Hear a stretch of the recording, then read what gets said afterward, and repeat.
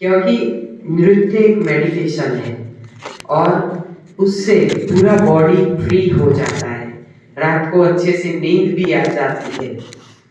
तो हमारे बॉडी को हमें ट्रीट करना है। जैसे जैसे हम उसको ट्रीट करेंगे अपने रोग अपने आप निकलते जाएंगे। अब जैसे डायबिटिक पेशेंट है तो उसको क्या करना है, अगर डायबिटीज अपने शरीर से जाता नहीं है या आपको ऐसा लगता है कि फ्लक्चुएट हो रहा है, ऊपर नीचे डाउन हो रहा है, कुछ भी हो रहा है, तो आपको जो ये पेपर वगैरह दिए गए हैं उस पॉलीथीन में कॉमन डाइट प्लान है। कॉमन डाइट प्लान जो है वो सबके लिए एक सा है, क्योंकि देखो एसिडिटी की तकलीफ ज्यादातर सब लोगों को रहती है, क्योंकि हम जो पक्व भोजन खाते हैं वो सच में 48 घंटे में हजम होता है। एक बार का पक्व भोजन हम 48 घंटे में 4 बार खाते हैं गरम। हमारी ये पुरानी पद्धति है, हमें इतना वर्कलोड नहीं लेते हैं, यानी कि हम आजकल जो भी काम करते हैं ऑफिस में बैठे बैठे 2 व्हीलर या 4 व्हीलर में जाके, यानी पैदल चलना भी छोड़ दिया है, तो शरीर को कोई एक्सरसाइज नहीं रही है। इसीलिए हमारे अंदर जो भी हम खुराक के स्वरूप में डालते हैं वो इतनी जल्दी हजम नहीं होता है, और जो भी खुराक हजम नहीं होता है वो अंदर न अंदर कोई ना कोई जहर फैलाता है। वो जहर है, उसका नाम है कोई ना कोई रोग। रोग का नाम चाहे कोई भी हो, लेकिन होता किससे है, हमारा भोजन जब हमें शरीर में हजम नहीं होता है तब हम पूरा दिन गरम गरम गरम गरम खाते रहते हो, फिर ये भी गरम गरम गरम गरम गुस्सा आ जाता है। ये गुस्सा सबसे बड़ा दुश्मन है हमारा। जब भी हम किसी पे गुस्सा करते हैं तो हमारे मन में जो भी ऐसा भाव आता है और हम उस पे बरस जाते हैं, लेकिन उसका असर अपने बॉडी पे ज्यादा रहता है। सामने वाले के दिमाग से चाहे उतर जाए, अपना गुस्सा जो हमने उसके ऊपर उतारा वो उसके दिमाग से 2-3 घंटे में उतर जाएगा, जब दूसरी बात बनेगी वो भूल जाएगा। लेकिन अपने बॉडी में गुस्सा बहुत असर दिखाता है, यानी कि हमारे माइंड की नस जो होती है वो फूल जाती है, और फूल के जब बड़ी हो जाती है तो हमें बार बार गुस्सा आता है, और इससे हमारा ब्लड प्रेशर अप डाउन रहता है। तो इसीलिए हमें कभी भी गुस्सा नहीं करना चाहिए। जितना प्रेम दोगे उतना प्रेम पाओगे। हमारा स्वभाव ही हो जाना चाहिए प्रेम, यानी प्रेम बरसाने के लिए हमें कोई अलग से मेहनत ना करनी पड़े। जैसे कि आपका खुराक बदलेगा, फिर आपको किसी पे जल्दी गुस्सा नहीं आएगा, क्योंकि अभी आप गरम गरम नहीं खा रहे हैं, तो ये भी गरम गरम नहीं होगा, अपने आप शांत हो जाओगे। गुस्से का कारण हम समझते हैं कि हमारा तामसी भोजन है। जो भी भोजन हम तामसी करते हैं, यानी कि तेल मिर्ची वाला, उससे हमारे स्वभाव में भी तामसीपन आ जाता है, यानी कि हमारा स्वभाव तामसी हो जाता है। आहार हो सके उतना हमें सात्विक भोजन, खिचड़ी को, दाल चावल को, उसको सात्विक नहीं कहते हैं। वो भोजन भले सादा है लेकिन गर्म है, उबला हुआ है, तो वो एसिडिक है। जब हम बीमार हैं तब हमें रस पे क्यों रखा जाता है, ताकि हमारे शरीर को जल्दी से जल्दी ठीक करना है। तो हमारी किडनी को कम से कम हम अगर काम देंगे तो वो अपने रोग को मिटाने की तरफ जाएगी। वो फिजूल फ्री में नहीं बैठी रहेगी, आराम करेगी थोड़ी देर, लेकिन फिर वो अपने काम में लग जाती है रोग को मिटाने के लिए। इसीलिए आपको इधर रस पे रखा जाता है कि पूरा दिन आप रस पे रहोगे और शाम को अच्छे से पेट भर के खाना खा लोगे, तो क्या अभी आप लोगों को इधर एसिडिटी का प्रॉब्लम चालू है? नहीं है। जबकि चटनी थोड़ी सी तीखी भी होती है, मैं नहीं खा पाती हूँ क्योंकि हम लोग इतनी मिर्ची नहीं खाते हैं। तो आप थोड़ा सा भी कच्ची मिर्ची आपको तीखी भी आ जाती है तो यहाँ पे आपको दर्द कम देती है। आप जैसे खजूर की चटनी खाते हैं तो कभी कभार इनमें इमली भी डालते हैं, भिगा के पानी में पहले इमली भिगा देते हैं और खजूर और इमली का चटनी बनाते हैं, कभी खजूर और नींबू का बनाते हैं, खट्टा भी आपको देते हैं। तो यहाँ पे किसी को आर्थराइटिस का प्रॉब्लम है? किसी को नहीं है ना? फिर भी घुटनों का है, हाँ, तो आपको उसमें दर्द बढ़ता है चटनी खाने से? नहीं बढ़ता है। क्यों? हम आपको कितनी भी इमली खिला दे, इतनी सारी इमली एक साथ खिला दे ना तो भी आपका दर्द नहीं बढ़ेगा, क्योंकि इमली की चटनी के साथ घर पे हम क्या खाते हैं? पकोड़े खाते हैं ना, वो पकोड़ा दर्द देता है। और इमली घर में लोग उबाल के चटनी बनाते हैं, तो उबाल के चटनी बनाते हैं ना, इसीलिए वो एसिडिक हो जाती है। अगर उसको भिगा के हम उसकी चटनी बनाते हैं तो देखना, जिनको सीडस की यानी कि लाल लाल चट्टे होने की बीमारी है ना, वो भी ये चटनी खा के नहीं होगी। 3 दिन होगा, मैं कहती हूँ पहले 3 दिन ऐसे होते हैं कि बाहर निकलता है, लेकिन चौथे दिन से वो आपके बॉडी के अंदर समाना शुरू हो जाएंगे। ये सब असर क्यों नहीं करता है? क्योंकि इधर उबाला नहीं जाता है। हर चीज सिर्फ पानी में भिगा देते हैं और फिर उसे बना देते हैं, उसको उबालने की कोई जरूरत ही नहीं है। हर चीज को घर में हम उबाल के करते हैं ताकि वो एसिडिक हो जाती है, इसीलिए वो हमें नुकसान करती है। हमें कोई चटनी या कोई चीज ऐसी जो हमारे बॉडी को सूट नहीं करती, वो चीज अगर हम छोड़ देते हैं, बाकी की तो परमात्मा ने बहुत सारी अच्छी चीजें दी है, तो अगर वो हम लेंगे तो हमें कुछ नहीं होगा। यहाँ पे कुदरती आहार, आप प्रकृति की गोद में है और आपको पूरा प्राकृतिक दिया जाता है। तो यहाँ पे किसी का शुगर क्या बढ़ रहा है? शुगर कैन जूस पी के चेक करते हैं आप लोग? नहीं बढ़ता है, क्योंकि आप नेचुरल फ्रुक्टोज ले रहे हैं। और घर में अगर हम थोड़ा सा भी मीठा खा लें, लड्डू खा लिए, कभी सीरा खा लिया, तुरंत बढ़ेगा आपका शुगर लेवल। जैसे डायबिटिक पेशेंट तो बोलते हैं कि नहीं, आम तो हम देख भी नहीं सकते हैं, आम को देखते हैं तो भी शुगर बढ़ जाता है, ऐसा लोग कहते हैं, मुझे तो नहीं पता है।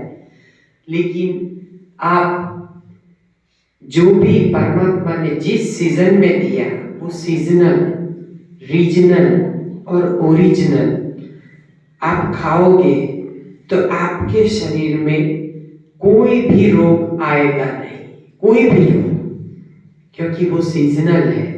हम जिस देश में रहते हैं उस सीजन में जो भी जहाँ मिलता है वो अगर हम खाते हैं तो हमें कोई भी रोग नहीं होता। लेकिन हम क्या करते हैं, हर चीज को प्रोसेस करके खाते हैं, यानी कि कोई भी चीज है पहले तो उसे चूल्हे पे चढ़ा देते हैं।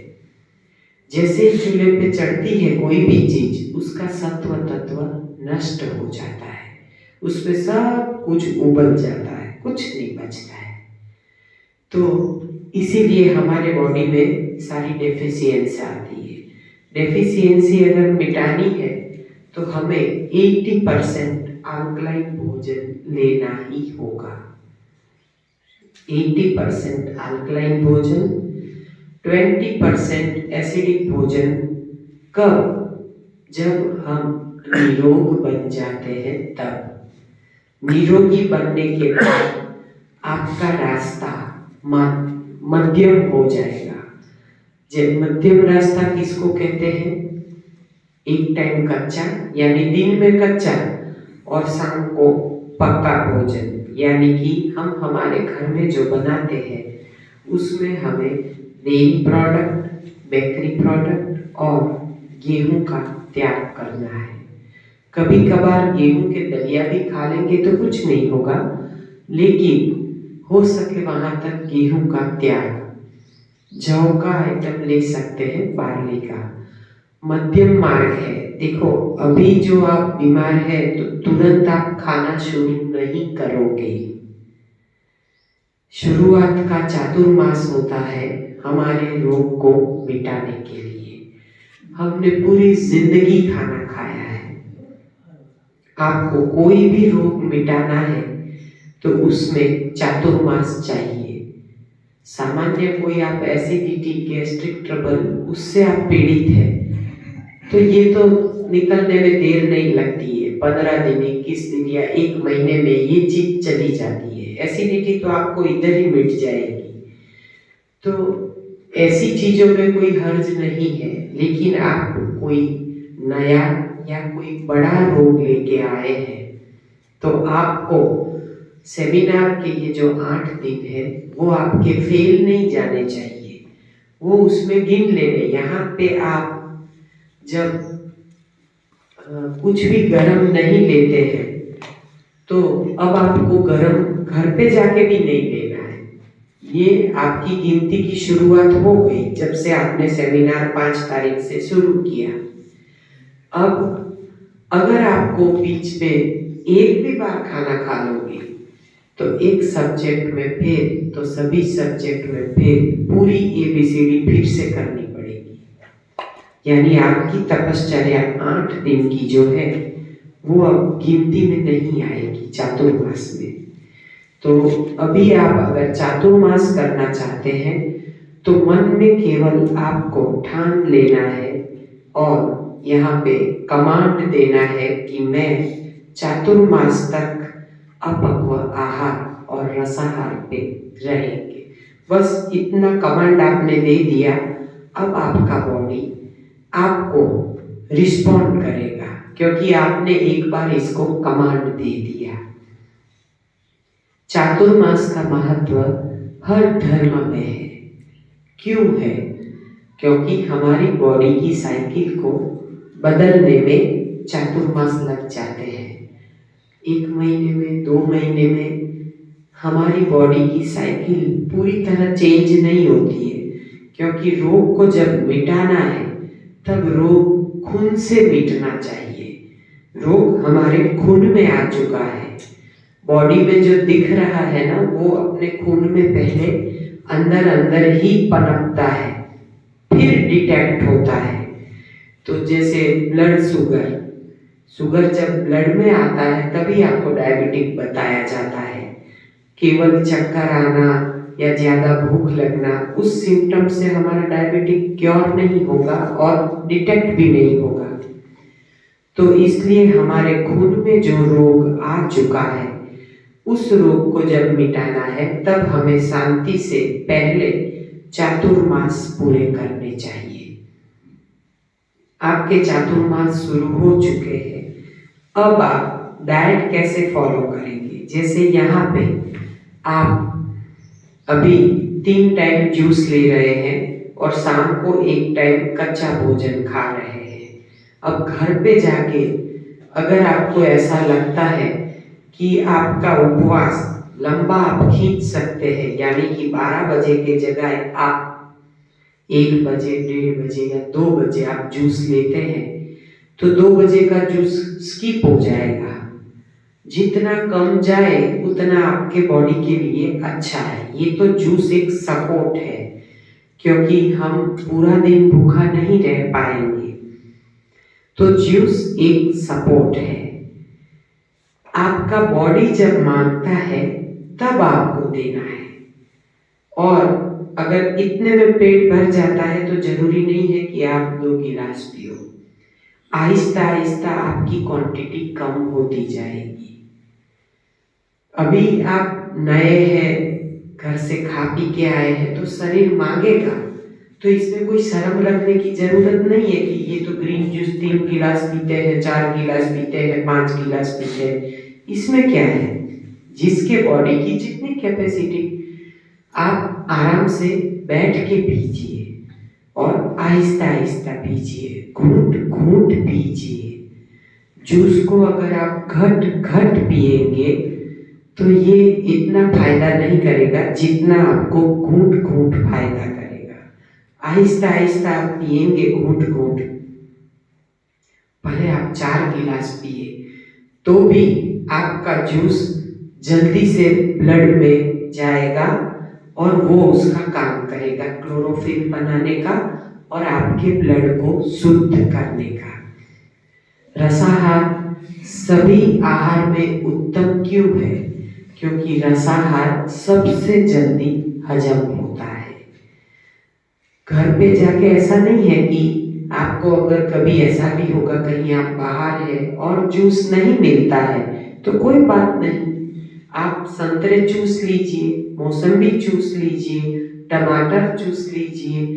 हर रसीली चीज जो जूस वाली जूसी चीजें हैं वो आप चूस भी सकते हैं। हाँ, जूस में ज्यादा जाएगी क्वांटिटी, क्योंकि 6 संतरे में आपका जूस निकलेगा और संतरे आप चूसोगे तो 3 में आपका पेट भर जाएगा, क्वांटिटी कम जाएगी और आपको संतुष्टि भी मिलेगी। हमें बचपन से खाने की आदत है, चबा के चूस के जब खाते हैं तो हमें संतुष्टि मिलती है। तो कोई बात नहीं, आप जूस पीने के बाद कुछ भी ऐसे चूस भी सकते हैं। ऐसा नहीं है कि नहीं चूस सकते। जैसे आपने संतरे का जूस पिया लेकिन आपको सेटिस्फेक्शन नहीं हो रहा है तो आप ऊपर 1-2 संतरे चूस लीजिए तो आपको सेटिस्फेक्शन हो जाए। ऐसा नहीं संतरे ही चूसो, कोई भी चीज आप ले सकते हैं चूसने के लिए तो आपको संतुष्टि हो जाएगी। मनुष्य का स्वभाव है कि वो जब तक खाए नहीं, चबाए नहीं, तब तक उसको संतुष्टि नहीं होती है। तो इसीलिए आप अपने थोड़े दिनचर्या में थोड़ा सा फेरफार घर पे जाके कर सकते हैं। यहाँ पे इसलिए कि आप अगर कोई ऐसी जटिल बीमारी लेके आए हैं, जटिल यानी कोई ऐसी बीमारी है जिसको डॉक्टर ने जवाब दे दिया है, तो आपको घबराना नहीं है। आपको सेम शेड्यूल घर पे जाके फॉलो करना है और उसमें भी आप रात का इधर जो अपक्व लेते हैं वो भी छोड़ देना है आहिस्ता आहिस्ता और रस पे आना है। केवल रसाहार वो आपकी जटिल से जटिल बीमारी मिटाएगा। हाँ, कोई किडनी पेशेंट है तो कहा गया है कि उनको पूरे दिन में 1.5 लीटर सारे जूस या पानी मिला के कंप्लीट आप जब अपना दिन पूरा करते तब तक 1.5 लीटर ही जाना चाहिए, ऐसा डॉक्टर बोलते हैं।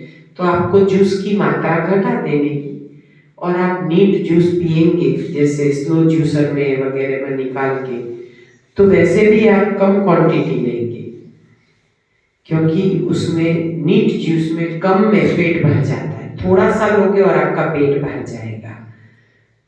उससे भी आगे का स्टेप है एकाहार, एक ही आहार पे रहना, यानी सीधा ब्रह्मास्त्र, काया का कल्प करना।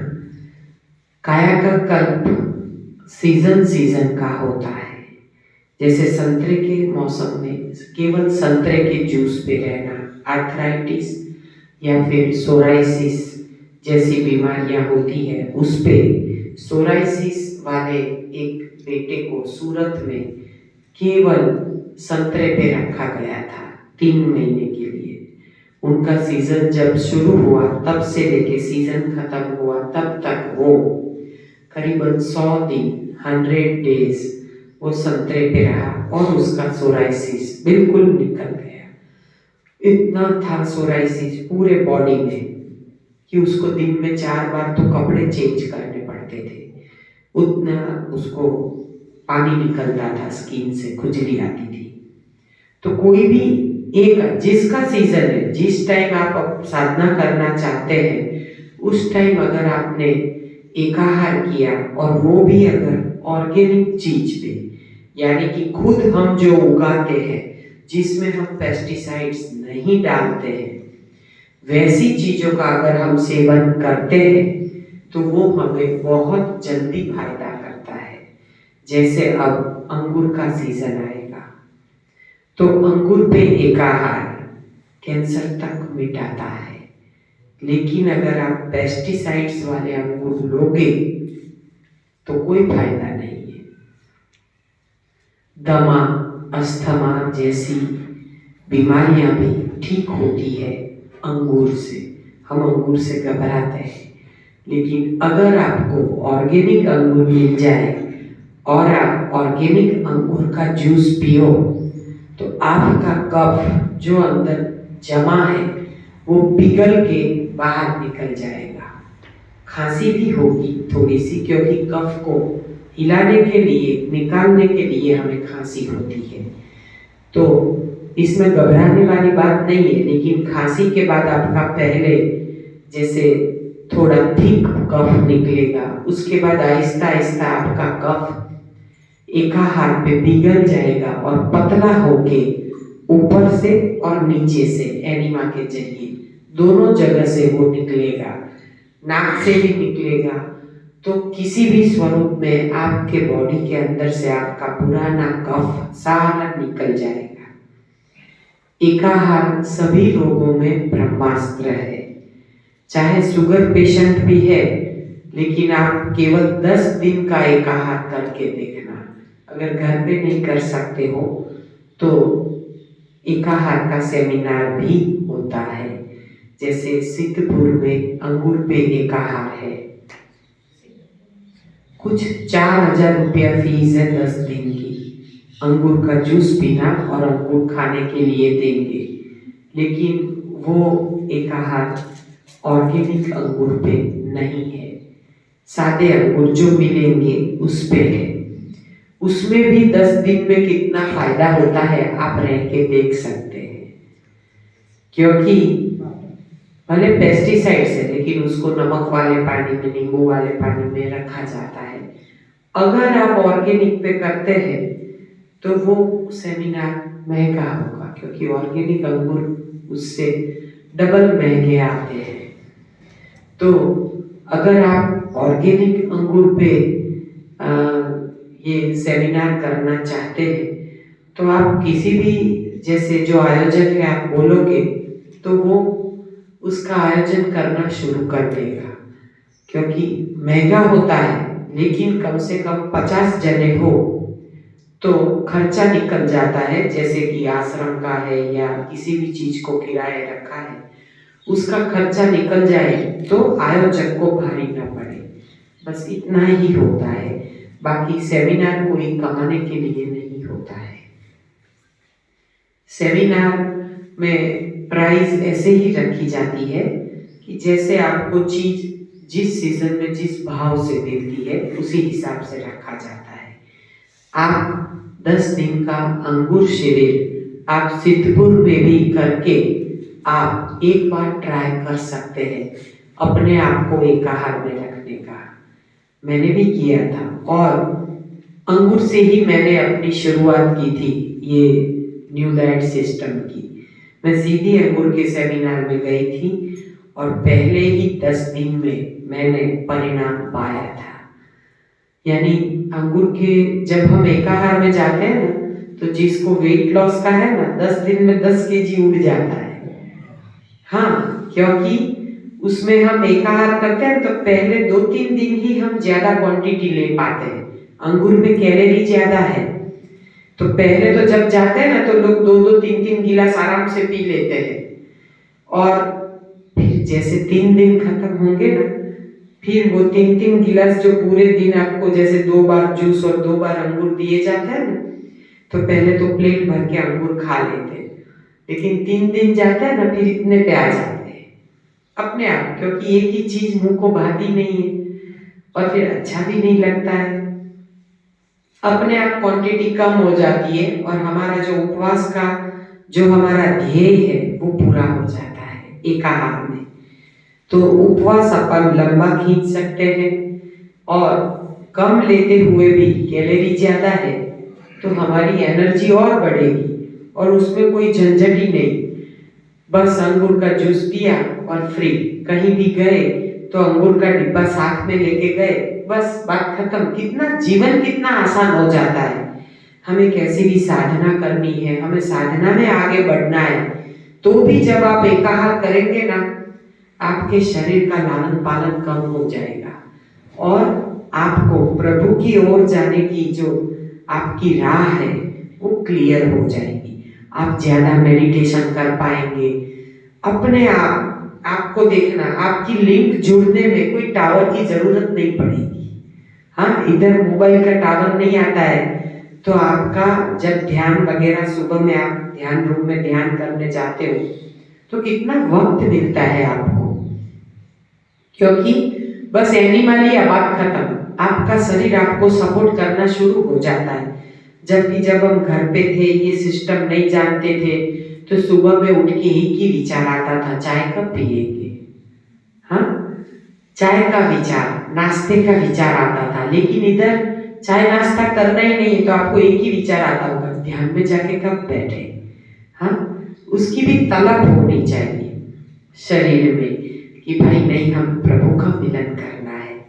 तो हम ज्यादा से ज्यादा जब ध्यान के मार्ग की ओर जाएंगे तो खाना अपने आप छूट जाएगा।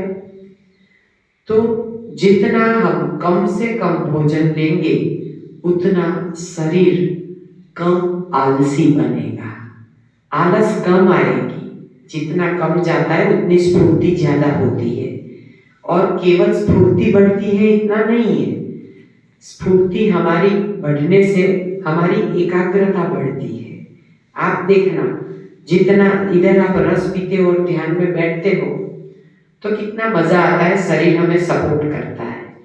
लेकिन अगर आपको दाल चावल सब्जी रोटी सब कुछ खिला के ध्यान में बिठाया जाए तो ध्यान रूम में ही सो जाओगे। हाँ, नहीं कर पाओगे ध्यान, क्योंकि शरीर आपको सपोर्ट नहीं करेगा। आपने आहार ऐसा दे दिया शरीर को। जब भी हमें जैसी ही साधना करनी है, देखो हर किसी का जीवन सुमिरन के बिना अधूरा है।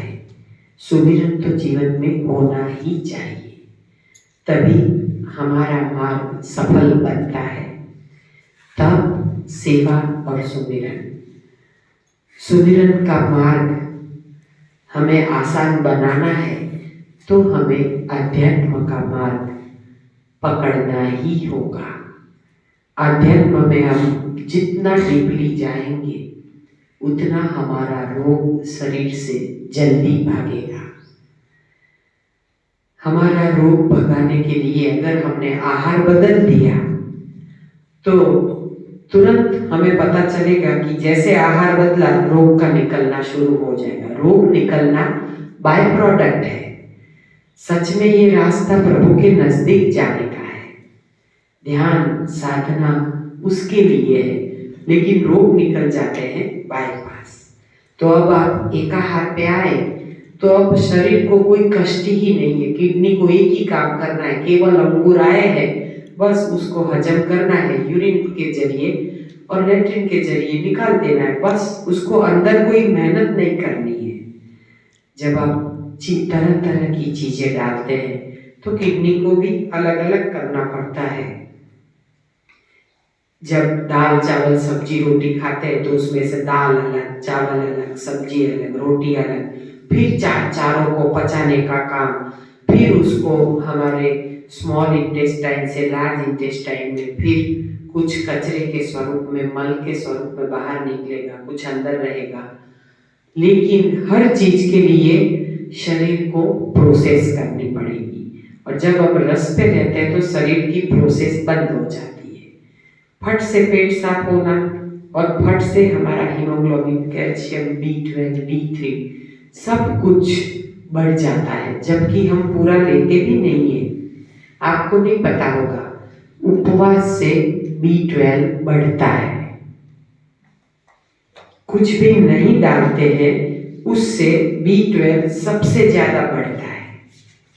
साइंस कहता है कि मांसाहार से B12 बढ़ता है, यानी दूध पियो, दूध की चीजें खाओ।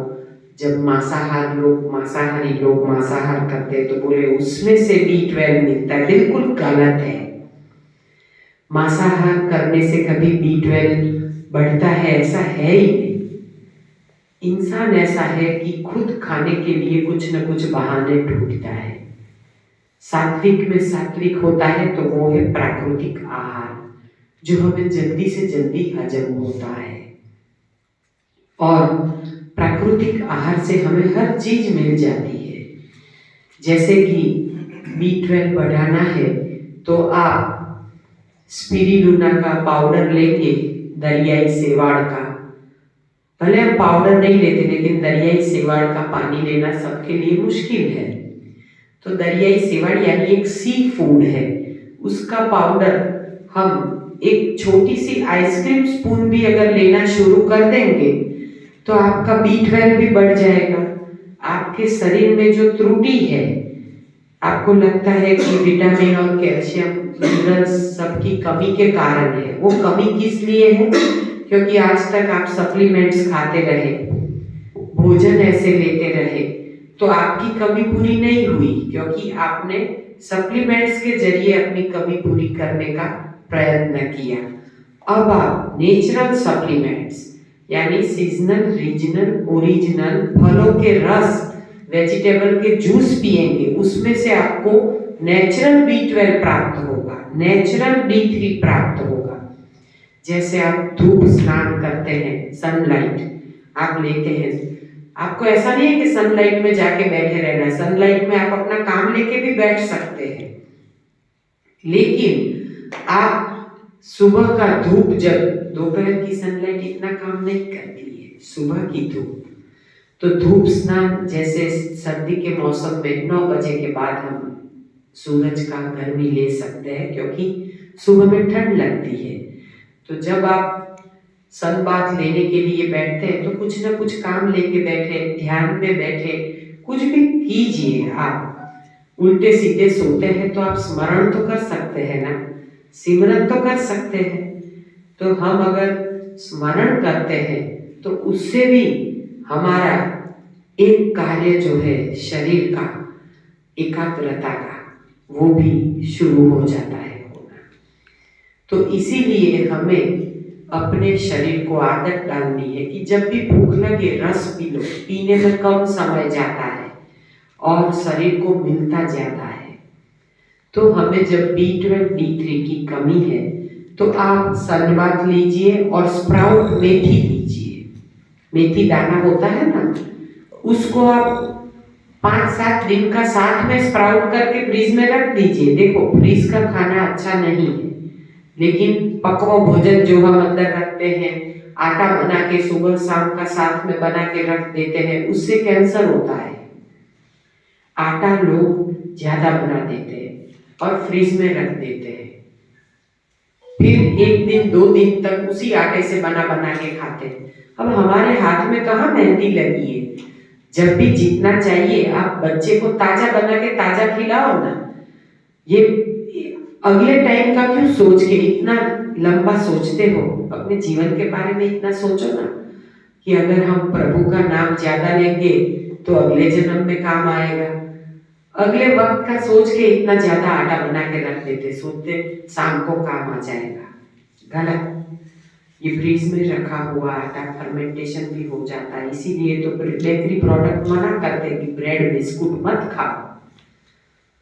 तो हमें जितना भी खाना है उतना, अगर आप अपने पति देव को या घर वालों को गरम दे रहे हैं तो उनको जितना चाहिए उतना बनाओ, जब दोबारा मांगे दोबारा बनाओ, तो उनको उतना असर नहीं होगा जितना आप ठंडा खिलाते हो। चलो सूखा नाश्ता यानी कि ममरा या पोहे का चिवड़ा आपने दे दिया, वो इतना नुकसान नहीं करेगा क्योंकि वो सूखी चीज है। लेकिन लोग क्या करते, 2 टाइम का खाना, परदेश में तो आप जानते हैं 2 टाइम का एक बार पकाते हैं और फिर ओवन फ्रिज में रखते, फ्रिज से निकाल के ओवन में गर्म करके खाते हैं, फिर किसी न किसी बीमारी को जन्म देते हैं। तो इसीलिए हमें जो भी खाना है फ्रेश हो सके वहां तक हमें, कच्चा है वो सच्चा है तो कच्चा भोजन खाना चाहिए। जो रंधाया वो गंधाया, यानी आप पकवा भोजन आप 2-3 घंटा भी रखोगे या ज़्यादा से ज़्यादा 6 घंटा, आप देखना उसमें हल्की सी बू आने लगेगी। ठंड का मौसम है तो थोड़ा लंबा चलेगा, लेकिन उसमें बू आती है। तो हमें जो चीज कच्ची है वो सच्ची है। एकाहार सबसे उत्तम, जिस सीजन में जो चीज आए उसका एकाहार अगर आप 10 दिन, 21 दिन, 45 डेज करते हैं, 45 दिन यानी 1.5 महीने तक, 45 या 50 दिनों तक आप अगर एकाहार करते हैं तो किसी को कैंसर भी है तो वो भी चला जाता है, क्योंकि इससे एकाहार से बॉडी जल्दी सपोर्ट करता है। हमें शरीर से कोई भी रोग निकालना है तो एकाहार उत्तम है। ऐसा नहीं है कि केवल 1.5 महीना कर सकते हैं, ये तो एक ऐसा आपको केवल एग्जाम्पल दिया, लेकिन सच में सीजन जब से शुरू हो और सीजन जब तक खत्म हो तब तक अगर हम एकाहार करते हैं तो हमारे सारे डिसीज चले जाते हैं। एकाहार हम ये नहीं कहते कि हमें जीवन भर करना है, लेकिन जैसे कि अभी अंगूर का सीजन है तो अंगूर का करोगे, अंगूर के बाद क्या आएगा, आम आएगा। हाँ, तो आम पे भी आप एकाहार कर सकते हैं, और केवल आम पे रहने से भी डायबिटीज चला जाता है, ऐसा नहीं है। कोई भी फल या कोई भी वेजिटेबल पे आप एकाहार करते हो तो रोग अपने आप चला जाएगा। वही एकाहार में आपका B12 भी बढ़ेगा, D3 भी बढ़ेगा, कैल्शियम भी बढ़ेगा, हीमोग्लोबिन भी बढ़ेगा, जबकि आप आहार एक ही ले रहे हो फिर भी, क्योंकि अब शरीर को कुछ अलग करना ही नहीं पड़ता है। घोड़ा क्या खाता है, चना। हाँ, चना और बोलते रचके के पत्ते भी घोड़ा खाता है, तो ऐसे पत्ता ही खाता है, ज्यादातर चना ही खाता है। तो घोड़ा कितना भागता है और कितना ताकतवर होता है, पूरी नदी पार कर जाता है, केवल एक ही चीज खाता है ना। फिर भी उसके रिपोर्ट जब भी निकालोगे तो उसका सब कुछ कंट्रोल में आएगा, और हमारा कभी कंट्रोल में नहीं होता है। आज ये कम है, कल वो कम है, पूरी डेफिशिएंसी हमें 25-30 के बाद आना शुरू हो जाती है, जबकि हम पूरा न्यूट्रिशनल आहार लेते हैं फिर भी, जिसको हम कहते हैं ना कि दाल चावल सब्जी रोटी संपूर्ण आहार। और 5वां है दूध, दूध जिसको हम संपूर्ण आहार कहते हैं, वो तो सबसे बड़ा अपूर्ण आहार है। दूध संपूर्ण आहार नहीं है, अपूर्ण आहार है। तो वो हमने बंद किया तो क्या आपके घुटनों का दर्द इधर बढ़ गया, कम हुआ होगा। आहिस्ता आहिस्ता आपके हर दर्द कम होते जाएंगे। दूध में कैल्शियम है, ये गलत बात है। दूध में कैल्शियम नहीं है। दूध पीने से ऑस्टियोपोरोसिस यानी कि हड्डियां पोली होना, ऐसे नहीं, हड्डियां जैसे बरड़ हो जाती है, बार बार टूट जाती है, तो वो दूध से होता है। तो पराई माँ का दूध सभी रोगों की गंगोत्री है, वो हमें कभी नहीं पीना चाहिए। अगर हम आध्यात्म के मार्ग पे चल रहे हैं तो सर्वप्रथम हमें मांसाहार बंद करना है, और पराई माँ का दूध और दूध से बनी चीजें मांसाहार है। किसी पराई माँ के खून से दूध में रूपांतरित होके बह के उसके बछड़े का दूध अगर हमने किसी भी स्वरूप में उपयोग किया है तो वो सबसे बड़ा मांसाहार है, वो हमें कभी नहीं लेना चाहिए। जब हम ध्यान के मार्ग में, सिमरन के मार्ग में, प्रभु के मार्ग में जब आगे बढ़ते तब सर्वप्रथम दूध और दूध की बनावट का त्याग कर दो, परमात्मा खुश हो जाएंगे। क्योंकि भगवान कृष्ण ने मटकियां फोड़ी थी, उसको संभाल के नहीं रखा था, फोड़ी थी और समाज को समझाया था कि ये खाने की चीज नहीं है, इसका व्यापार मत बनाओ। इसलिए मिट्टी के रोड पे उन्होंने मटकियां फोड़ी थी और सब कुछ मिट्टी में मिला दिया कि अब वो काम ना आए। लेकिन मनुष्य ने इसका गलत मतलब निकाला और हमने मक्खन खाए, ये घी खाया, दही खाया।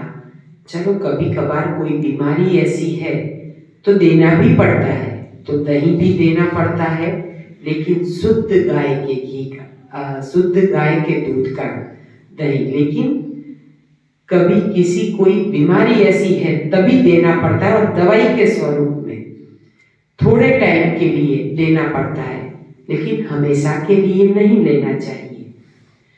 फटे दूध का पानी भी आपको बताया गया है, तो वो भी दवाई के स्वरूप में लेना होता है, फिर छोड़ देना है, हमेशा के लिए नहीं करना है ये चीज। तो हमें कोई भी चीज जब हम दवाई की रूप में लेते हैं, उसका हमें सेवन हमेशा नहीं करना है, कुछ दिनों के लिए है, 15 दिन, 21 दिन, महीना भर, 10 दिन। तो आपको ऐसे दवाई के स्वरूप में, जैसे भी आपको इधर बताया गया है, उसको दवाई के स्वरूप में लेना। उस पे जाके लग मत जाना कि इन्होंने ऐसा कहा है तो हम हमेशा पी सकते हैं, ये गलत है।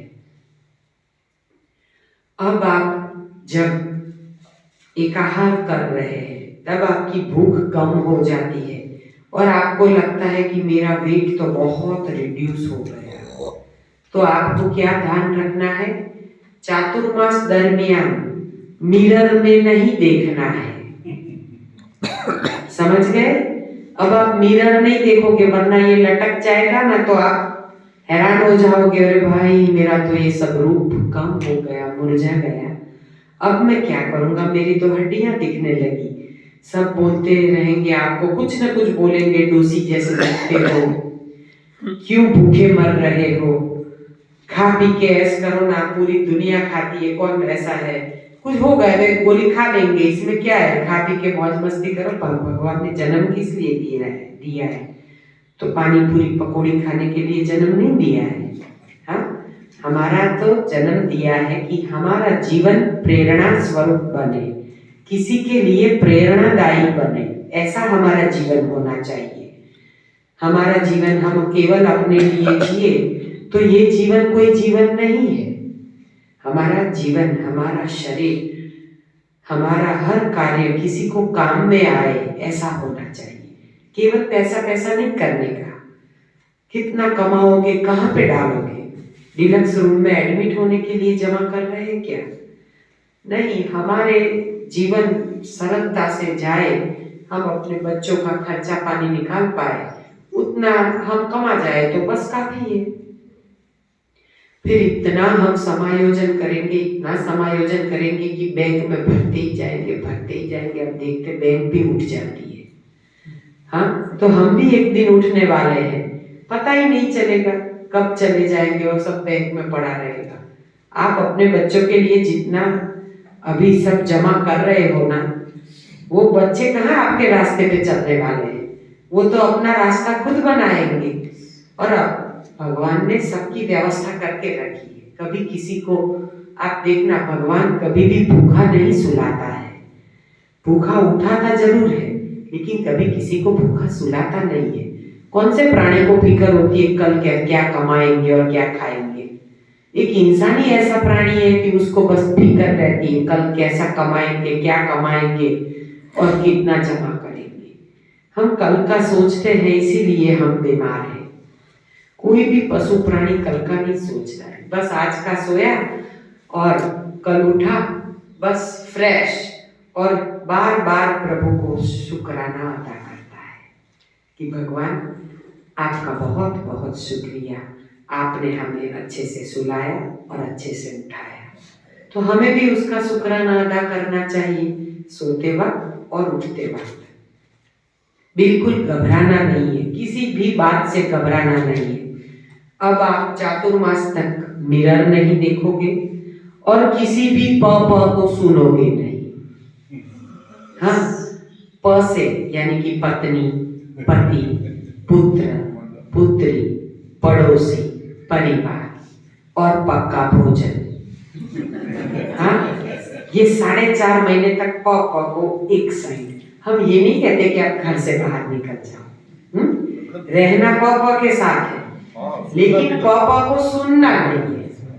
हाँ, हम रहने, आप रहोगे उनके साथ प्यार से, हाँ, बहुत प्यार से रहने का और बहुत प्यार बांटने का, लेकिन पापा का बात सुनने का नहीं, क्योंकि वो पापा का आपको डांटेंगे, कैसे हो गए, बिल्कुल अच्छे नहीं लग रहे हैं, आप ना ये बंद कर दो, खाना पीना शुरू कर दो, ये क्या जूस जूस जूस जूस ठंडा होता है, कफ करता है, हाँ, ये सब आपको बोलेंगे। लेकिन यहाँ पे क्या, गन्ने का रस आपको ठंडा लगता है? किसी को सर्दी हुई? मुझे तो हुई थी, वो भी मिट गई, हाँ, कि भाई हवा लग गई थी, बाल धो के निकल पड़ी थी हवा में, तो लग गई सर्दी। तो फिर यहाँ पे आके रसाहार किया तो देखिए मिट भी गई। आज का पूरा निर्जल खींचा है, जब तक खींचा जाए, कुछ भी नहीं लिया है। निर्जल में शरीर और सपोर्ट करता है। जब शरीर का मुख्य खुराक क्या है? नींद, गाढ़ निद्रा। अगर आपको रात को अच्छे से मिल जाती है तो आपका पूरा दिन अच्छा जाता है, और अगर आप रात को नींद नहीं करते हैं तो दूसरे दिन क्या होता है? उबासी आती है, आलस आती है, शरीर काम नहीं करता है। हमारा दूसरे दिन का आधार रात की नींद पे है। तो रात का भोजन कब? सोने के 3 घंटे पहले। लोग रात को बहुत देर से खाना खाते हैं और फिर नींद नहीं आती है, बोलते हैं हमें बॉडी पेन होता है, अच्छे से पेट साफ नहीं होता है। यहाँ पे आप 6:30 बजे खाने बैठते हो, 7 बजे तक खत्म हो जाता है, तो आपको रात को अच्छे से नींद आ जाती है? आ जाती है ना। और कम नींद में ज्यादा फ्रेशनेस होती है, क्योंकि पका भोजन नहीं खाते हैं।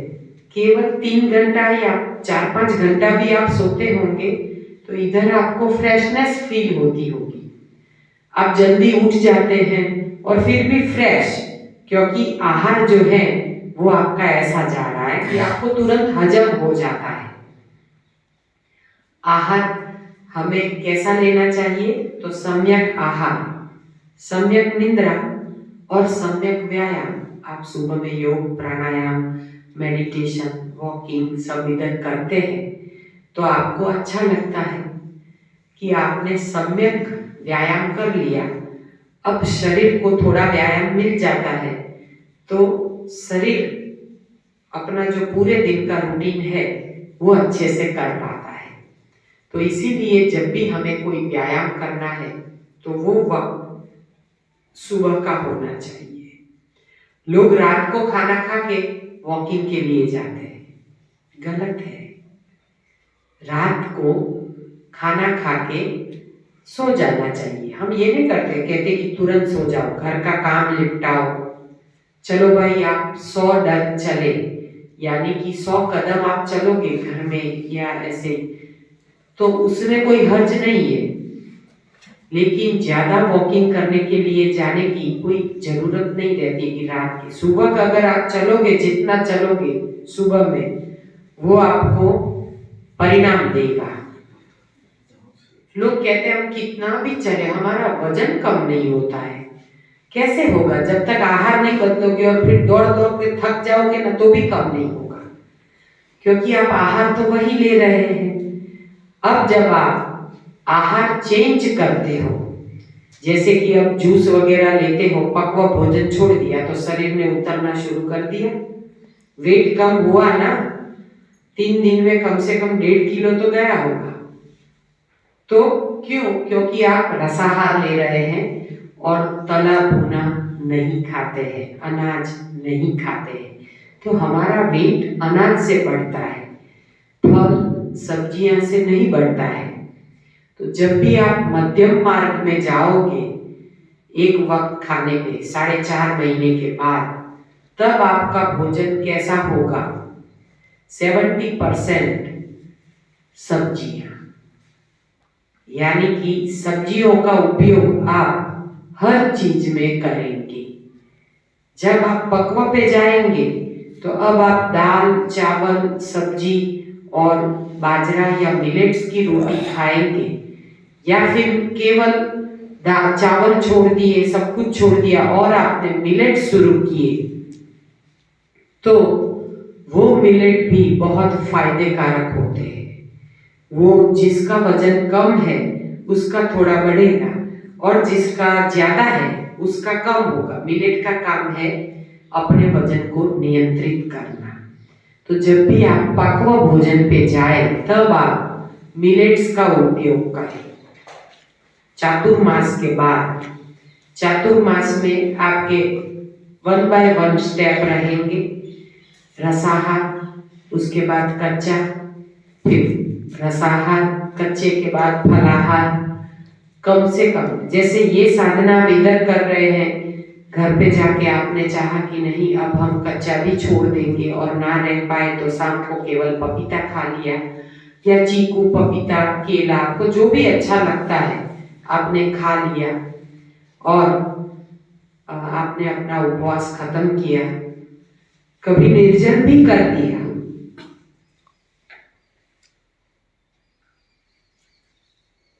निर्जल उपवास यानी लंबा निर्जल। हम ये नहीं कहते कि आप सीधे 40 घंटे के निर्जल पे आ जाओ, लेकिन जितना लंबा कर पाओ। एक स्किप कर पे, अगर एक जूस हम स्किप करते हैं और 2 बजे तक रह पाते हैं तो कोई बात नहीं, यही लंघन आपको फायदा करने वाला है। लंघनम परम औषधम, रोग है तो सुबह का लंघन ही असर करता है। अब इसमें भी एक साइंटिफिक कारण है। साइंटिफिक कारण है, जितना लंबा आप लंघन यानी कि बिना पानी का उपवास करते हैं उससे आपके बॉडी में ऑटोफैगी सिस्टम शुरू होती है। ऑटोफैगी सिस्टम आप गूगल में डालोगे तो ऑटोफैगी सिस्टम करोगे तो सब कुछ आ जाएगा जो WHO ने कहा। हमारे बॉडी में 2 स्त्राव होते हैं, ग्लूकोगन और इंसुलिन। जैसे ही हमारे बॉडी में इंसुलिन बाहर आना बंद हो जाता है तब डायबिटीज डिटेक्ट होता है और हमें ऊपर से इंसुलिन डालना पड़ता है। पेनक्रियास के ऊपर जब पुराना मल जमा होना शुरू हो जाता है, यानी कि पक्व भोजन जो हम बार बार लेते हैं, दाल, चावल, सब्जी, रोटी, ये रोटियां ना पेट पे जमा होती है, हमारी बड़ी आंत में एक तरफ जमा हो जाती है, पुराने मल के स्वरूप में जम जाती है। पेनक्रियास के ऊपर हमें जो मल जम जाता है, जिसको हम खाते पीते घर की निशानी कहते हैं, टमी को, हाँ, ये खाते पीते घर की जो निशानी है वो सच में रोगों का कारण है। आज नहीं तो कल कोई ना कोई रोग इसमें जरूर आएगा, क्योंकि जिसका पेट बाहर उसके रोग अंदर, जिसका पेट अंदर उसके रोग बाहर। लेकिन ये एक सिंपल एक वाक्य है कि भाई सबके माइंड में उतर जाए, लेकिन आप देखना किसी किसी डायबिटिक पेशेंट का बॉडी बिल्कुल पतला होता है, ऐसे गलता जाता है शरीर।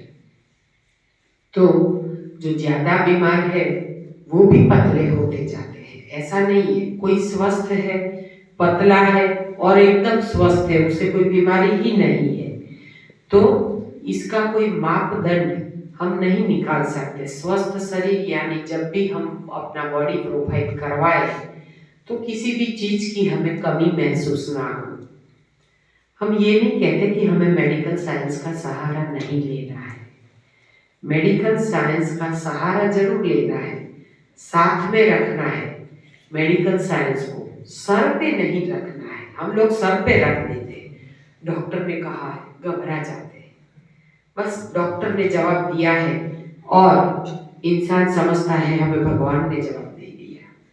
भगवान ने जवाब नहीं दिया है। आप मत घबराइए, आप प्रभु के साथ रहिए और आप खाने में बदलाव ला दीजिए तो आपके रिपोर्ट भी बदल जाएगी, आपका बॉडी प्रोफाइल पूरा बदल जाएगा। अब जो जिनको भी कोलेस्ट्रॉल है या जिनको कहा गया है कि भाई बाईपास करनी पड़ेगी, नलिया ब्लॉकेज है, हाँ, तो कोई बात नहीं, आप आहार बदल दो, फिर कैसी ब्लॉकेज, कैसा बाईपास, कोई भी करवाना पड़ता है।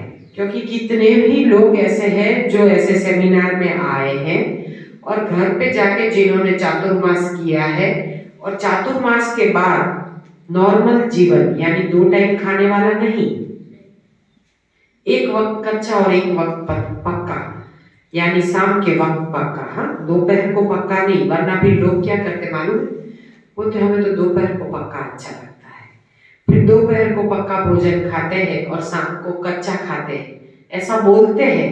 लेकिन शाम को भी लाइट तो जरूर लेते हैं, यानी पोहा, उपमा, खिचड़ी, कुछ ना कुछ ले लेते हैं और फिर बोलते हैं हम तो एक ही वक्त भोजन करते हैं। गलत है, क्योंकि दोबारा आप पक्व भोजन हल्का भले लेते हैं लेकिन पक्व लेते हैं। सच में पक्व भोजन एक ही बार लेना चाहिए जब आपका शरीर सूट करे तब। अगर आप जैसे 3-4 बजे पक्व भोजन जैसे जैन लोग चौरियार करते हैं तो जल्दी खाना ले लेते हैं शाम को 5 बजे के करीब और शाम को 5:30 बजे तो वो छोड़ देते हैं। तो अगर आप जल्दी छोड़ देते हैं, चौरियार भोजन करते हैं और आप 5:30 पौने 6 के बाद आप पानी भी छोड़ देते हैं, पानी भी नहीं पीते हैं, तो सुबह का फास्टिंग आप 10 बजे तक करोगे तो भी चलेगा, क्योंकि आपका फास्टिंग शाम को जल्दी शुरू हो गया। आपने जितनी जल्दी छोड़ा तब से आपका फास्टिंग शुरू हो गया। अब आपके बॉडी में ऑटोफेगी सिस्टम एक्टिव कब होती है? ऑटोफेगी सिस्टम यानी गुजराती में या हिंदी में कहते हैं स्वयं पोषण की प्रक्रिया। अपना शरीर खुद अपना डॉक्टर कैसे बनता है, जीव की शक्ति हमारे शरीर में कैसे काम करती है। तो जीव की शक्ति जो है वो काम ऐसे करती है कि हमारे बॉडी में जो ग्लूकोगन और इंसुलिन 2 स्राव है वो कैसे काम करते हैं। जैसे बच्चे गार्डन में जाते हैं और आमने सामने बैठते हैं और सी सॉ खेलते हैं। हाँ, एक बच्चा ऊपर जाता है, दूसरा नीचे आता है, फिर दोनों आमने सामने, फिर से एक नीचे एक ऊपर, ऐसे सी सॉ खेलते हैं ना, हाँ बच्चे, वैसे ठीक हमारे बॉडी में ग्लूकोगन और इंसुलिन 2 स्राव सी सॉ खेलते हैं। जब आप अपने मुंह में पानी की बूंद भी नहीं डालते, यानी कि सुबह का निर्जल उपवास, इंटरमिटेंट फास्टिंग जो है, तब आप जब पानी भी नहीं डालते तब क्या होता है, ग्लूकोगन ऊपर आता है और इंसुलिन नीचे जाता है, यानी कि जब तक कुछ नहीं डालते तब तक आपको भूख नहीं लगेगी।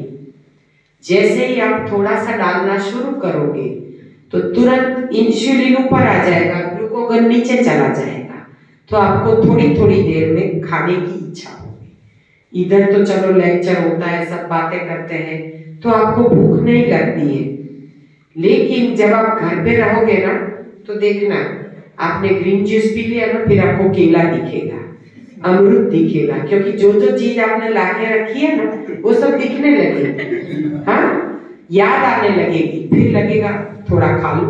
आधा घंटा भी मुश्किल से निकालोगे, इधर 2 घंटा निकालते हो ना, घर पे जाके आधा घंटा भी मुश्किल से निकालोगे और आपको लगेगा थोड़ा खा लो। कुछ नहीं है ना तो पालक की पत्तियां भी चबाने लगोगे, हाँ, क्योंकि चबाने से संतुष्टि होती है। आपको घर पे जाके ना सब कुछ दिखेगा, यहाँ पे तो कुछ है नहीं ना, इसलिए अभी तो आप वन में हो, इसलिए आपको वन में जो आहार मिलता है वो आप खाते हो, क्योंकि किचन में जाते नहीं हो तो इच्छा नहीं होती है। जाओ किचन में काम करने के लिए, तुरंत इच्छा हो जाएगी, कुछ ना कुछ काटते काटते मुंह में चला जाता है। ये एक सामान्य स्वभाव है। तो इसीलिए जब हमारे बॉडी में ग्लूकोगन और इंसुलिन ये जो 2 स्राव है, जब ग्लूकोगन ऊपर आता है उसकी इम्यूनिटी इतनी पावरफुल हो जाती है कि ये एमिक्रोन आए, ओमिक्रोन आए, कोरोना आए, मरोना आए, जो भी आए, कोई भी वायरस आए, उसके सामने अपना बॉडी रिस्पॉन्ड करता है। सुबह का फास्टिंग जो करते हैं ना, उससे 16 घंटे का इंटरमिटेंट फास्टिंग आपकी इम्यूनिटी इतनी बढ़ाता है कि कोई भी रोग आपको लगेगा ही नहीं। ये मेरा स्वयं का अनुभव मैं बता रही हूँ। मैंने कोरोना पेशेंट को छू के एनिमा दिया है। कोरोना पेशेंट के साथ में सोई हूँ, ऊपर वो और नीचे पथारी में मैं और वो बेड पे। मेरा ही बेटा जिसको मेरे नंदोई चले गए, उनके घर में वो लोग रुके, बाप बेटे दोनों, और दोनों को कोरोना लग गया। अब घर में करेगा कौन? कोई आएगा तो नहीं काम करने। और मैं अगर बाहर चली गई तो इन लोगों को कोई किसके सहारे छोड़ दूं? स्त्री का तो कर्तव्य बनता है, फर्ज बनता है कि उसको तो उनके साथ रहना ही पड़ेगा। मैं उनके साथ रही हूँ, बिना मास्क, बिना सैनिटाइजर। बेटा बेड पे सोए, मैं नीचे सोई। उनके ही बाथरूम में मैंने एनीमा किया है, जहां वो लोग लेते थे एनीमा। उनका ऑक्सीमीटर भी लगाया, चेक किया, उनको स्टीम दिया, उनको सब जूसेस पूरे दिन प्रोवाइड किए, पूरे घर का काम भी किया। जबकि बेटा, इसके पापा और मेरी मदर 3 बेडरूम में, तीनों जने पॉजिटिव, और मैं अकेली घूमूं तीनों के आसपास। लेकिन इन तीनों का काम करने में मेरा लंघन जो है ना, वो शाम को 6 बजे तक होता था। अब सोचिए, आज शाम के 6 बजे छोड़ा, 6:30 बजे, कल शाम तक अगर आप कुछ भी नहीं लेते, इतना लंबा मेरा जो ये इंटरमिटेंट फास्टिंग हुआ, उसी ने मुझे बचाया, परमात्मा ने मुझे बचाया, मेरे विश्वास ने मुझे बचाया। मुझे विश्वास था कि मैं जब तक जीऊंगी, कोरोना के चाहे कैसे भी वायरस आए, मुझे नहीं होने वाले हैं। आप मेरे साक्षी हो, आप देखना, ये ओमिक्रॉन कुछ भी नहीं लगने वाला। मैंने कोई वैक्सीन नहीं लिया है और मैं डरती भी नहीं हूँ, मैं बिंदास जाती हूँ। लेकिन मेरे मन में एक विश्वास है कि मुझे कुछ भी नहीं होने वाला है। वो विश्वास आपको बचाता है, डर आपको ले जाता है। आपको, आपके शरीर में रोग कौन लाता है? आपके अंदर छुपा हुआ डर। डर को निकाल दीजिए, आपको कुछ नहीं होने वाला है। आप एक विश्वास उस पे रखिए कि प्रभु मेरे साथ है और मैं जो भी कर रही हूं, मेरे प्रभु के लिए कर रही हूं। मेरा कर्तव्य है, मेरा फर्ज है, और मैं कर रही हूं मेरे प्रभु के लिए, मेरे भगवान के लिए, मेरे परमात्मा के लिए।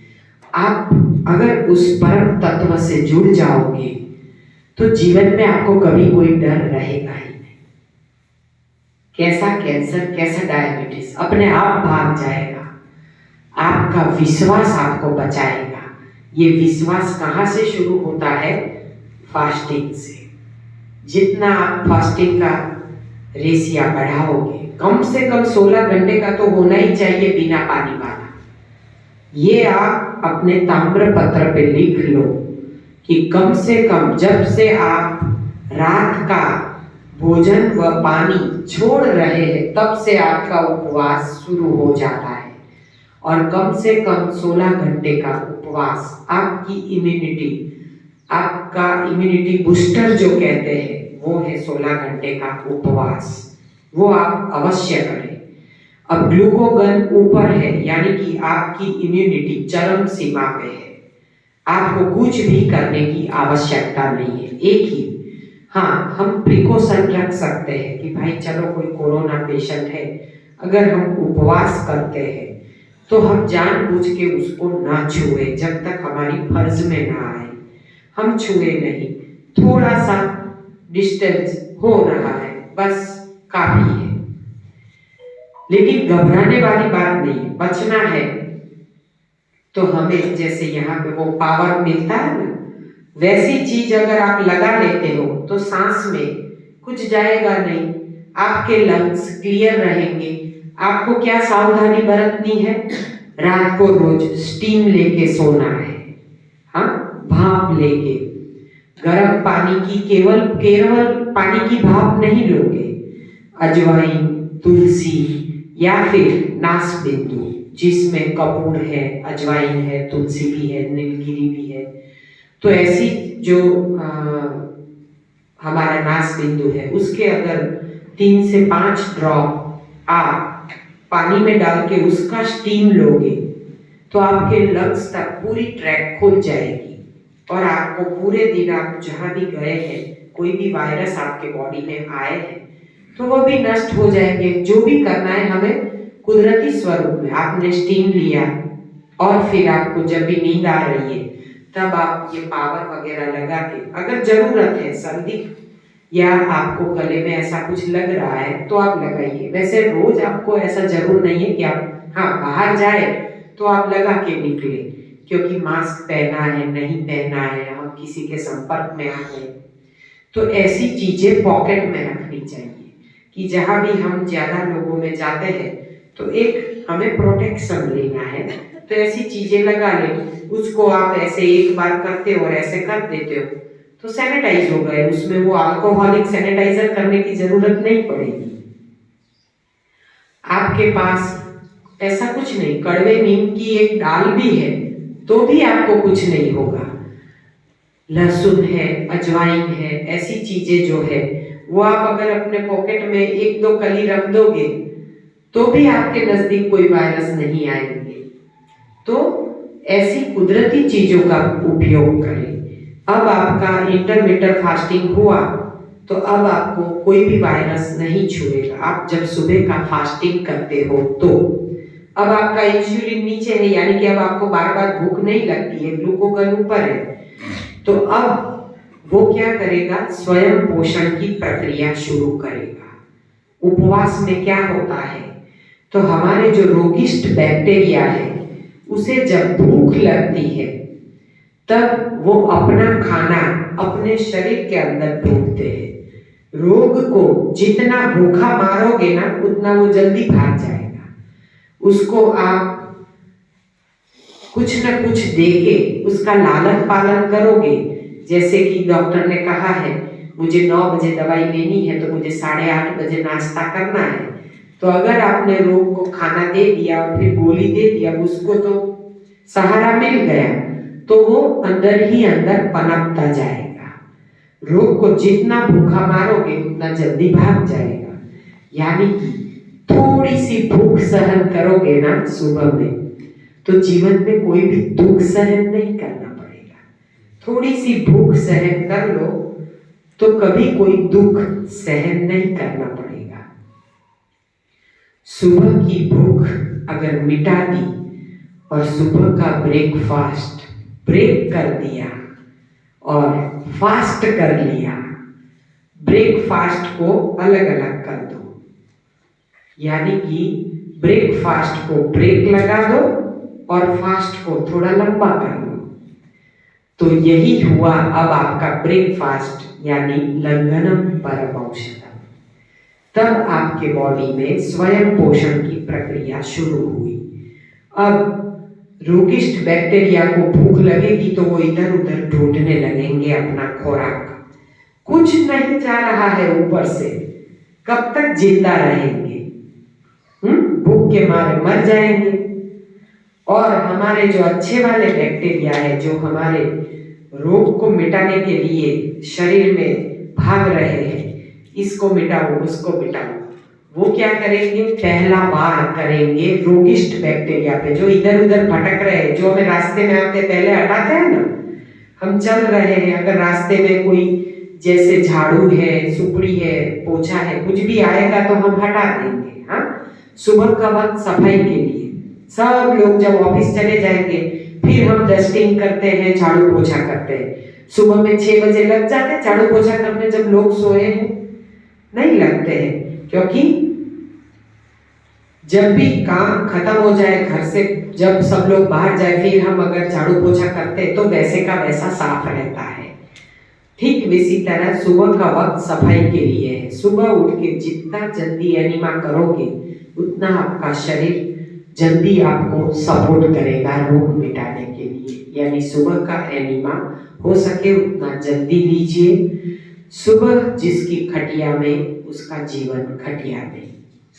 तो सुबह का एनिमा हो सके उतना जल्दी और सुबह का लंघन हो सके उतना ज्यादा। अब अच्छे वाले बैक्टीरिया ने बुरे बैक्टीरिया पे वार किया, उसको खा लिया, लेकिन एनिमा नहीं किया, निकलेंगे कैसे? इसीलिए एनिमा है। ऊपर से आप जाले गिराओ और नीचे से झाड़ू ना निकालो तो मेहमान को आना अच्छा लगेगा? नहीं। ऊपर से जाले गिराओ, फिर डस्टिंग करो, फिर नीचे से झाड़ू लगाओ, फिर पोछा मारो या आप बाल्टी डाल के धो, तो कितना साफ सुथरा हॉल हो जाता है। ठीक उसी तरह साफ सुथरा शरीर हो जाता है। उपवास किया यानी रोगिष्ट बैक्टीरिया को मार दिया। अब आपने एनिमा लिया, सुबह का एनिमा जितना जल्दी करोगे, क्योंकि पूरी रात का फास्टिंग है, तो सुबह जितना जल्दी आप एनिमा करोगे उतने जल्दी आप बैक्टीरिया को निकाल पाओगे। बैक्टीरिया निकल जाएंगे तो अब अंदर भूख नहीं होगा, क्योंकि पुराना मल निकल गया। रूटीन लेटरिन जाने के बाद पुराना मल है ना, वो अग्नि है, वो बार बार पानी मांगता है, बार बार खाना मांगता है, वो आपने निकाल दिया एनिमा के जरिए। अब शरीर बार बार खाना और पानी नहीं मांगेगा। इसीलिए सुबह का फास्टिंग आप अच्छे से कर पाओगे। 2 बार एनिमा क्यों? क्योंकि फिर आप जब 8 घंटा उपवास, 8 घंटा खाना पीना और 8 घंटा आराम, यानी 8 जैसे 8 तेरी 24, यानी कि हम जो पूरा 24 घंटे का दिन होता है उसको जब डिवाइड करते हैं तो ऐसे हो जाता है।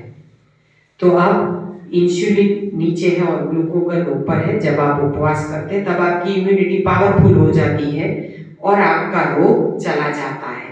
आपका डायबिटीज है तो भी चला जाएगा। लोग बोलते डायबिटीज में उपवास नहीं कर सकते, गलत। आप उपवास करके देखो और आपका डायबिटीज चला जाएगा। आपका ब्लड प्रेशर नॉर्मल होने लगेगा, लेकिन आपको करना पड़ेगा विश्वास रख के। आपका रोग कौन मिटाएगा? आपका विश्वास, आपकी श्रद्धा।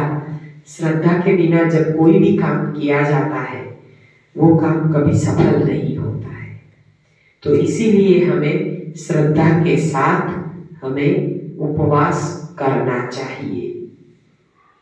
जब भी आप उपवास करते हो, अगर आपका शरीर आपको साथ नहीं देता है, कहीं लप कहीं बॉडी पेन होता है, तो समझना आपकी चर्बी जहां पे जमा है या आपका रोग जहां पे जमा है वहां पे आपको दर्द महसूस होगा। और जैसे ही दर्द आपका होगा, अपने आप देखना दूसरे दिन वहां से दर्द हट गया होगा, क्योंकि वहां पे उसने चर्बी को पिघल दिया होगा अब दूसरी जगह पे। यानी आपका सिस्टम आपके बॉडी में वर्क कर रहा है, ये उसकी निशानी है।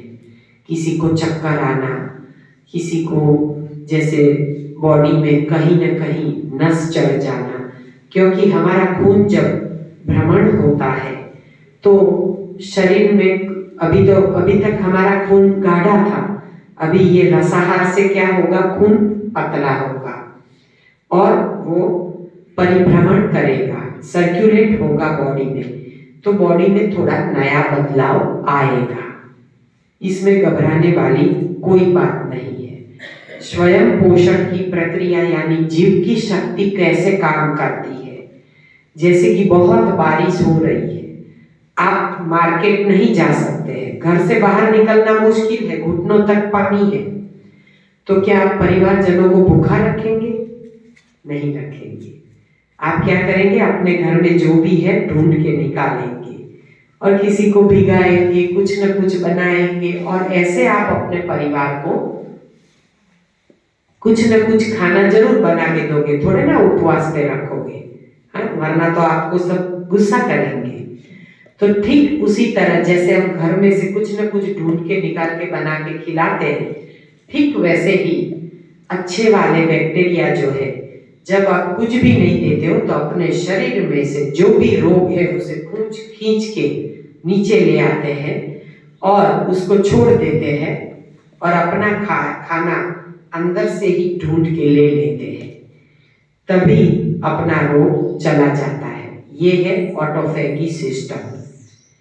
तो ऑटोफैगी बहुत डीप में भी आपको समझनी है तो शायद प्रदीप भाई प्रोजेक्टर पे आपको समझाएंगे। 11-12 तारीख वाले जो वक्ता है ना, वो पूरा दिखा के समझाएंगे और कैसे अपना ऑटोफैगी वर्क करता है। आप समझ पाओगे कब? जब आप अपने शरीर पे 16 घंटे के उपवास का अनुभव करोगे। तो किसी भी रोगी के लिए 16 घंटे का इंटरमिटेंट फास्टिंग यानी बिना पानी वाला फास्टिंग बहुत जरूरी है। अगर आप योग, प्राणायाम या किसी भी किस्म की कसरत करते हो, जिम में जाते हो, एक्सरसाइज करते हो और आपका बॉडी पानी मांगता है तो आप नींबू पानी दे सकते हैं। लेकिन आपका शरीर मांगता है तब, नहीं मांग है तो नहीं देना है। लेकिन कोई भी एक्सरसाइज अगर करते हैं, दौड़ने की, भागने की, स्विमिंग या कुछ भी, तो जब ऐसी एक्सरसाइज करते हैं और शरीर मांगता है तो हमें दिन की शुरुआत पानी में नींबू निचोड़ के या फिर क्रश किया हुआ नींबू यानी छिलके के सहित, नींबू का छिलका एंटी कैंसर है, तो हमें दिन में 2 नींबू छिलके के सहित लेने चाहिए। आप एक पूरा नींबू फ्रीजर में बर्फ करने के लिए छोड़ दीजिए और जो सलाद खाते हो ना, उसमें आप उसको जो कड़क हो जाता है बर्फ के जैसे क्यूब जैसा हो जाता है, उसको आप कद्दूकस ऐसे ग्रेट कर लीजिए सलाद के ऊपर छिलके के सहित। बहुत मस्त खुशबू आएगी और सलाद भी एकदम टेस्टी हो जाएगा आपका। तो ऐसे आप जूस में, नींबू पानी में भी आप ऐसे डाल सकते हैं। क्रश करके नींबू लेना छिलके के सहित आपका कैसी भी बीमारी मिटाएगा। बाल झड़ना, आपका बॉडी पेन, और जैसे कि किसी को स्किन का प्रॉब्लम है, सोराइसिस है, बालों में जैसे डैंड्रफ वगैरह हो जाता है, ये सब में क्रश किया हुआ नींबू यानी कि बॉडी का वेट पिघालने के लिए भी क्रश किया हुआ नींबू सबसे ज्यादा फायदेमंद है। तो छिलके के सहित 1 या 2 नींबू आप चटनी जार में क्रश कर ले, कम पानी डाल के, फिर आप उसमें ज्यादा पानी डाल के आप घुमाएं या ऐसे हिला के छान के आप वो जूस पी ले। हो सके तो पहले जूस में कोई भी नमक वगैरह कुछ भी न डालें, प्लेन पानी और नींबू बस। तो ऐसे नींबू पानी आप ले सकते हैं। ये आपका रोग भी मिटाएगा, क्योंकि आपको जब दिन की शुरुआत करनी है, ग्रीन जूस रेडी नहीं है और प्यास लग गई, तो आप तुरंत क्या करोगे? तो ऐसे आप नींबू भी अगर क्रश करके आप नहीं ले सकते, थोड़ा सा नींबू का टुकड़ा छिलके के सहित चबा भी जाओगे तो भी आपको बहुत फ्रेशनेस महसूस होगी। नींबू में वो ताजगी है, विटामिन सी है जो आपको ताजा कर देता है। तो ऐसे आप नींबू छिलके सहित ले सकते हैं। नींबू सबसे बेस्ट है। एसिडिटी का मारण कौन करता मालूम है? नींबू। ये छिलके के सहित आप नींबू लोगे ना तो आपकी एसिडिटी भी चली जाएगी। तो एसिडिटी को मिटाना है तो भी नींबू बहुत उपयोगी। नींबू सारे रोगों में बहुत उपयोगी है। नींबू का एक स्पेशल बुक भी आता है, केवल नींबू लिखा है, हमारे गुरुदेव पूज्य वर्दी भाई ठक्कर जी ने लिखी है नींबू। उसके ऊपर आपके सारे वहम दूर हो जाए। नींबू सच में बहुत फायदेमंद है। हमारे गुरुजी जो है ना चौहान साहब, वो तो नहाते भी है नींबू से, बाल भी नींबू से ही धोते हैं। बस पानी में नींबू निचोड़ दिया, जरा सा सेंधा नमक डाल दिया और वो नेचुरल शैम्पू वो ही करते हैं, बाल एकदम स्मूथ और डैंड्रफ वैंड्रफ सब कुछ हट जाता है। सोसिस में नींबू तो जहर है नहीं, सोसिस में वो तो पक्के में जहर है, सोराइसिस जिसको है, आप सिर्फ नींबू की शुरुआत करवाइए। नहीं, वो तो एलोपैथ में मना करते हैं कि नींबू मत लो सोराइसिस में, आर्थराइटिस में। लेकिन आप चाहे, चलो आर्थराइटिस आपको है और शुरुआत में आप नींबू नहीं लेते हैं, कोई बात नहीं, आपको खट्टा लेने के लिए मना करें क्योंकि आपकी दवाई चालू है। दवाई और खटाई को कॉम्बिनेशन नहीं बैठता है, भारत पाकिस्तान है। हाँ, तो जब आपकी दवाई चालू है, आपको किसी एक को फॉलो करना है। तो जब भी आप किसी एक को फॉलो करते हैं तो आपको घबराना नहीं है, आप केवल विश्वास रख के चलिए। और सोराइसिस वाले पेशेंट को मैंने नींबू पिलाया है और उनका सोराइसिस गया है। अभी लेटेस्ट सूरत में ही है, चातुर्मास किया रसाहार। वजन कितना हो गया मालूम है? एक तो थी खुद 45 kg की या 42 kg की, केवल 27 किलो वजन हो गया था। हाँ, और फिर भी वो घबराई नहीं। उसने क्या कहा, चाहे कुछ भी हो जाए, मुझे मेरा जन्म से ये जो मुझे सोराइसिस है वो निकालना है। क्योंकि जब सोराइसिस बढ़ता है फिर आर्थराइटिस भी आने लगता है, यानी कि सोराइसिस इतना बढ़ जाता है कि ये सब मुड़ना मुश्किल हो जाता है। तो वो लेडी को बहुत तकलीफ हो रही थी और वो लेडी ने कठिन तपश्चर्या की। जैसे मैंने कहा वैसा उसने आंख बंद करके किया है। वो केवल हमारे सेंटर पे समझने के लिए एक बार सूरत से आए थे। वो सेमिनार नहीं कर पाए क्योंकि घर वाले सेमिनार में नहीं भेजते थे, कोरोना का डर था, तो उन्होंने सेमिनार में नहीं भेजा। लेकिन उन्होंने मन में ठान लिया कि आप जैसा बोलोगे मैं करूंगी। उन्होंने केवल फोन के इंस्ट्रक्शन से उन्होंने पूरा सिस्टम चातुर्मास पूरे किए और सोराइसिस मिटा दिया। चला गया। फिंटला का जूस, ग्रीन जूस, आंवले का जूस भी लेते थे, नींबू पानी भी पीते थे, नारियल पानी भी पीते थे, लेकिन स्पिरुलिना, ये जो बोलते प्रिकली पेयर का जूस और एलोवेरा का जूस, ये सब वो उधर लेते थे, जो सपोर्ट करते हैं स्किन को साफ रखने में। सारे केमिकल वाले प्रोडक्ट छोड़ दिए, यानी शैम्पू, साबुन, सब कुछ केवल नेचुरल। बाल भी धोने हैं तो कड़वे नीम का पानी, कड़वे नीम के पानी का एनीमा, और कड़वे नीम के पानी के साथ वो नींबू डाल देते थे, जरा सा सेंधा नमक, और बाल धोते थे। तो उन्होंने 4.5 महीने ऐसे कंप्लीट किए। उनको बालों में से डैंड्रफ भी निकल गया, सब कुछ निकल गया। और जो सीजनल, रीजनल, ओरिजिनल था उसी का रस लिया, उसी को खाया। पहले 2 महीने तो केवल जूस, और फिर उन्होंने कच्चा खाना आहिस्ता आहिस्ता शुरू किया, टमाटर, खीरा, वो सब खाना शुरू किया। तो ऐसे हम चातुर्मास करवाते हैं।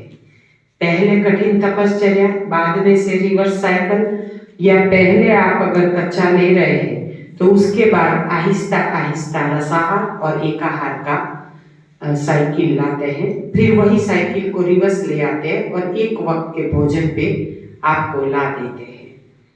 तो अभी तो वो लेडी एक वक्त का भोजन ले रही है, ये मध्यम मार्ग है। तो आप ऐसे ही अपने शरीर को निरोगी बना के फिर मध्यम मार्ग पे चल सकते हैं। जैसे किडनी के साथ किसी को लीवर का प्रॉब्लम है, लीवर ऑफ सिरोसिस है, तो उसमें भी घबराने की कोई आवश्यकता नहीं है। लीवर ऑफ सिरोसिस भी मिट जाता है।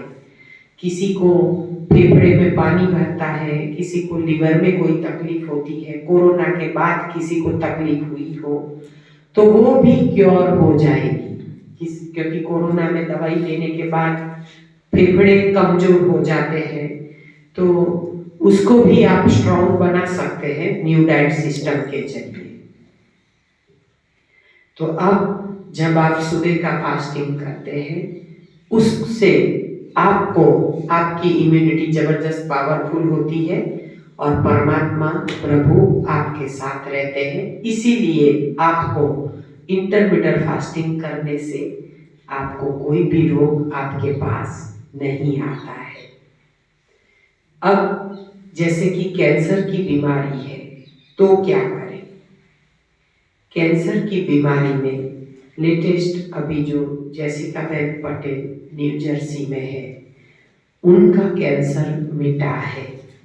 उनका अनुभव में लेना इधर रूबरू आपको वीडियो कॉल में दिखाना चाहती हूँ, लेकिन टावर नहीं आ रहा है यहाँ पे। हाँ, जब भी जिसका भी टावर आता हो, हरीश भाई के फोन में शायद आता है जियो में, तो जिसको भी जियो का फोन है और टावर आता है तो हम जैसिका बेन पटेल का अनुभव 5 से 7 मिनट का वीडियो कॉल में इधर सबको दिखाएंगे, ताकि आपको एक विश्वास बैठे, एक श्रद्धा बैठे। गलत भोग का परिणाम रोग है। आपके अंदर जो भी रोग आया वो गलत भोग के हिसाब से आया। अब आप भोग सुधार देंगे तो रोग चला जाएगा। कैंसर पेशेंट को हम जैसे कि बॉडी पूरा अल्कलाइन करवाते हैं, अल्कलाइन भोजन से। कच्चा है वो अल्कलाइन है, लेकिन फिर भी उसमें जल्दी सपोर्ट करना है तो उसको क्या देते हैं? अमेरिकन बेकिंग सोडा का प्रयोग थोड़े दिनों के लिए करवाया जाता है, 15 दिन, महीने के लिए। तो उससे बॉडी से जल्दी अपने जो भी रोग की गंदगी है वो जल्दी से जल्दी निकल जाती है। किसी भी किस्म का रोग है तो अमेरिकन बेकिंग सोडा अमेज़न पे मिलता है, और किसी को अमेज़न पे मंगवाना नहीं पाता है और खुद इधर चाहिए आपके वहाँ, तो इसके पापा को भी बोलोगे तो वो भी आपको मंगवा के दे देंगे। लेकिन उसका प्रयोग ये जैसिका बेन ने किया था। शुरुआत में तो सिंपल रसा था,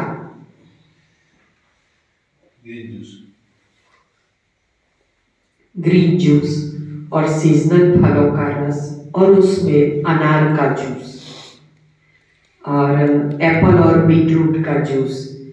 जिसको भी एसिडिटी है उनके लिए एप्पल और बीटरूट का मिक्स जूस बहुत फायदेमंद है।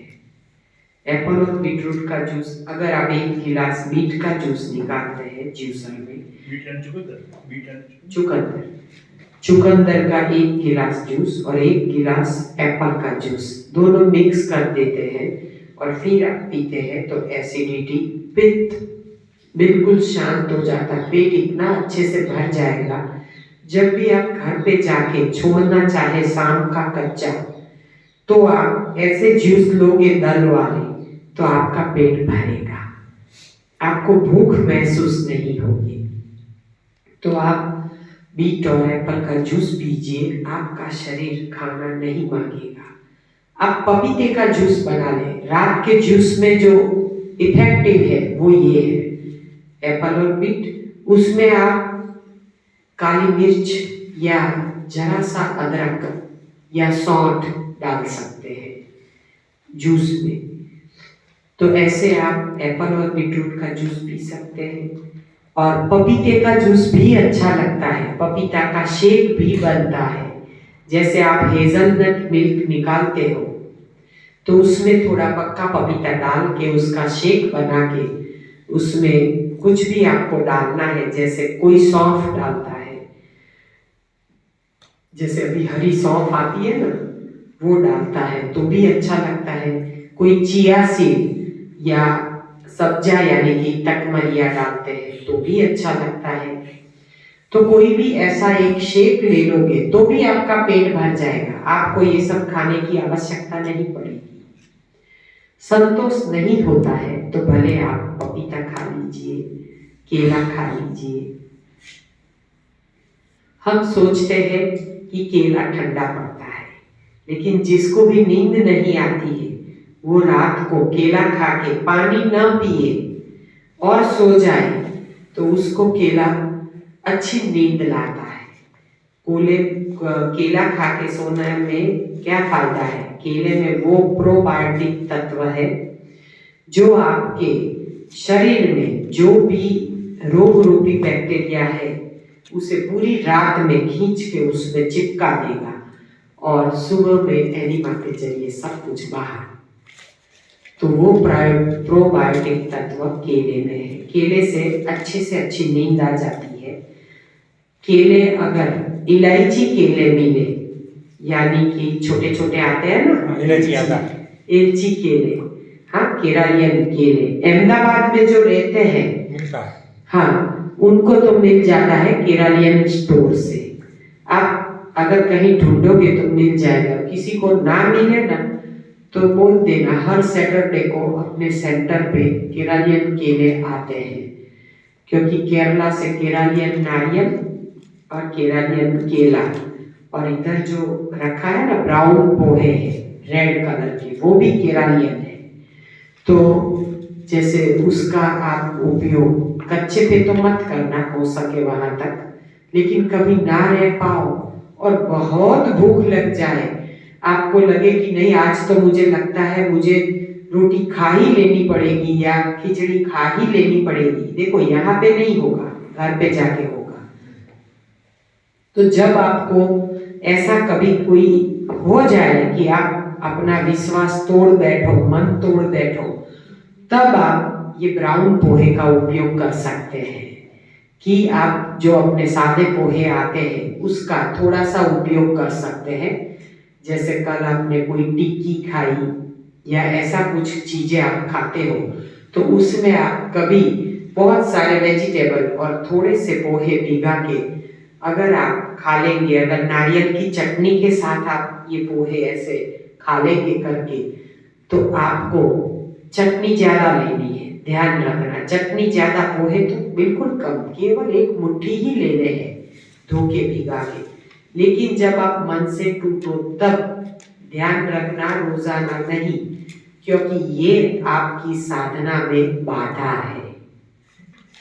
हाँ, पोहा आपको बाधा करेगा, यानी कि आपका रोग जो आसानी से निकल रहा था उसको रोक देगा, ब्रेक लगा देगा, डाइवर्जन आ जाएगा शरीर में, रास्ता क्लियर हो रहा है और बीच में उसको खड्डा कर दो तो कोई भी आप पोहा या मुरमुरा या ऐसी कोई चीज डालोगे तो रास्ते में खड्डा हो जाएगा और फिर डाइवर्जन देना पड़ेगा, यानी कि सेमिनार करना पड़ेगा।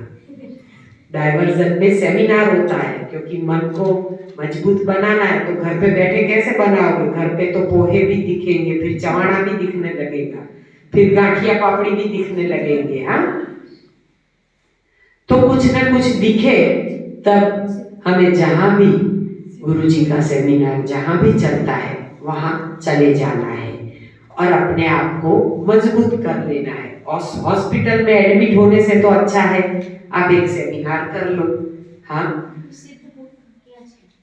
सिद्धपुर का, सिद्धपुर क्या, हाँ, अर्डेश्वर आश्रम में है। कई तारीख थी वो द्राक्ष 26 फरवरी से है शायद।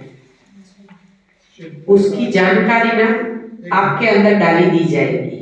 हाँ, तो सेमिनार बार बार आते रहेंगे। हाँ, भगवान ने चाहा तो हम भी शायद चाहते हैं कि इनका जब अंगूर का सेमिनार खत्म हो और कोई लंबा अंगूर पे रहना चाहता है, चलो भाई 10 दिन उधर हो गए, अब घर जाके हाँ अंगूर तो बहुत मिलेंगे लेकिन वो मन नहीं बनेगा, वो माहौल नहीं मिलेगा जहाँ केवल अंगूर दिख रहे हैं। तो अगर आप दूसरा सेमिनार करना चाहें तो शायद नासिक में भी होता है अंगूर का सेमिनार, और ऑर्गेनिक द्राक्ष पे जहाँ पे हो सकता है दोबारा। आप ये सिंपल पे चालू करोगे तो कोई नुकसान नहीं होने वाला है। शुरुआत चाहे आप किसी पे भी करो, सिद्धपुर पे कर लो और फिर लंबा रहना चाहते हो आगे तो आप खुद भी घर पे कर सकते हो। फिर अगर टूट गए तो दूसरा कहीं सेमिनार लग जाएगा। मार्च तक तो अंगूर का सेमिनार सब जगह लगते रहेंगे। और ऑर्गेनिक द्राक्ष अपने यहाँ से मिलती है ना? हाँ, हमारे यहाँ ऑर्गेनिक अंगूर आपको मिल जाएंगे, क्योंकि पिछले बार जैसे ऑनलाइन सेमिनार करवाते थे ना, तो उसमें लोग अंगूर का बॉक्स कोरोना में अपने घर पे ले जाके खुद अंगूर पे रहते थे। ऐसा हम उनको करवाते थे कि आप अपने घर पे 10 दिन रह के देखो, और काफी फायदा हुआ था। कोरोना भी मिट गया था, जिनको हुआ था उनको अंगूर से कोरोना भी मिट गया था। स्टीम लेना और ये सब बाहरी क्रियाएं करते हैं, लेकिन खुराक में ऐसी चीजें लेते हैं तो हम बच जाते हैं किसी भी वायरस से। तो आप ऐसे अंगूर पे रह के कर सकते हैं, क्योंकि अब अंगूर नजदीक है, इसलिए मैं अंगूर के बारे में बता रही हूँ। जब मैंगो नजदीक आएगा तब मैंगो के बारे में बताएंगे। मैंगो ने तो अपना અહીં થઈ ન હોગે। हाँ, करते हैं ना हम सेमिनार। ज्यादातर जो भी चीज का फाल बढ़ता है उसके ऊपर हम इसीलिए बार बार बोलते हैं सीजनल, रीजनल, ओरिजिनल, इसलिए कि अपने पॉकेट को पोसाए। वो चीज जो चीज जिस सीजन में सस्ती होती है ना, वो फायदे कारक होती है। હવે માતર બધું થાય એવી તો ટેમ્પો वो આવો ઉતારે કેરી નહીં બસ वो फायदेमंद होती है ना। तो आप जहां भी हैं, पहले तो हम ना सेमिनार के लिए जहां जिस चीज का महात्म्य है ना वहां जाते थे, पूरी बस भर के ले जाते थे। और सेमिनार में इतने कम थोड़े 400-500 लोग होते थे, और क्या मजा आता था। जब मैंने पहला अंगूर का सेमिनार किया ना वापी टुकवाड़ा में देरासर में, तब 450 लोग थे, कम नहीं। और एक जगह पे तो ये कैसे रखेंगे, किसी को उधवाड़ा, बगवाड़ा, ये टुकवाड़ा, सब जगह पे सब लोग ऐसे रखे गए थे। और फिर सब लोग ऑटो करके गाड़ी लेके एक जगह पे चौहान साहब का सेमिनार सुनने के लिए आते थे। तब परिस्थिति ऐसी थी कि गुरुजी ने, हमने देखा है खुद कि रूमों में जगह नहीं थी, उन्होंने हमें अपना रूम दे दिया था और खुद पेड़ के नीचे ओटले पे सोते थे। सिर्फ एक पतला सा दुपट्टा बहन जी का बिछा ले या कोई भी ऐसी चद्दर बिछा ले और खुद ओटले पे सोते थे और बोलते थे नहीं आप सो। और इतने लोगों में कभी कोई फरियाद करता था कि मेरा टॉयलेट ठीक से साफ नहीं हो रहा है, कोई सफाई करने वाला नहीं आता है, तब गुरुजी खुद 3 बजे उठ के लोगों के टॉयलेट साफ करते हुए मैंने देखा है। ये चौहान साहब सबके बाथरूम साफ करते थे, और इतना उनको हमने देखा है कि झाड़ू पोछा तक करते थे, सबके लिए कुर्सियां लगाते, रात को उठ उठ के वो काम करते थे। 13 साल से हम उनको जानते हैं। गुरुजी की जो सादगी है ना, वो उनके साथ रहो तो पता चले।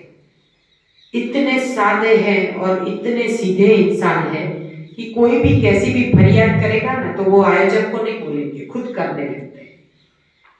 इतने सादे हैं। तो जो भी संत होते हैं ना, वो हमेशा सादगीमय उनका जीवन होता है, एकदम सादा।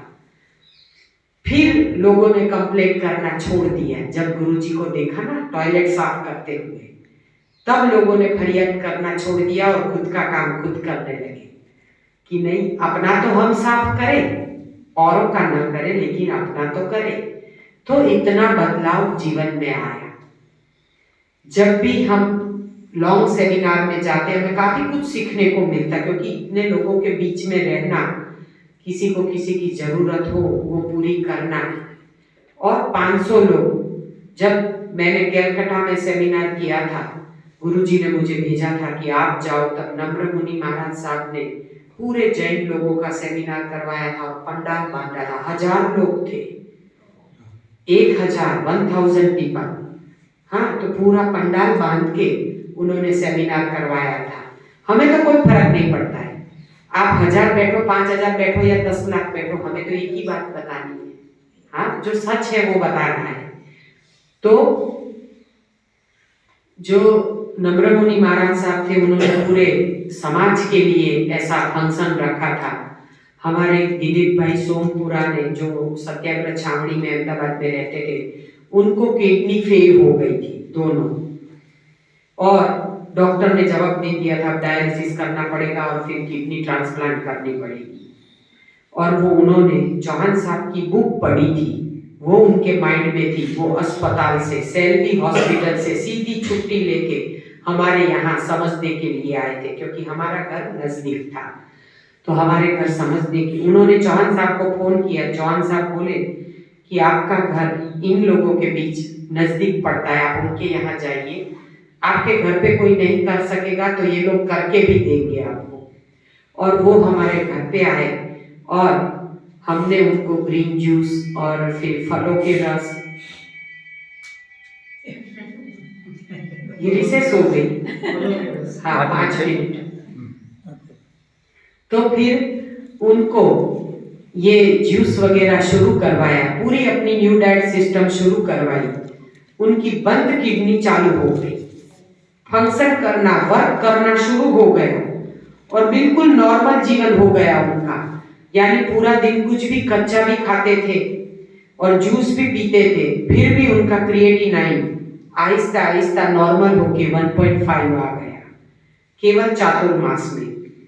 वो बहुत सुखी थे, वो नासा विज्ञान के साथ जुड़े हुए थे, उनको स्पेसशिप में बैठने की परमिशन थी, बहुत ऊंची आत्मा थी वो।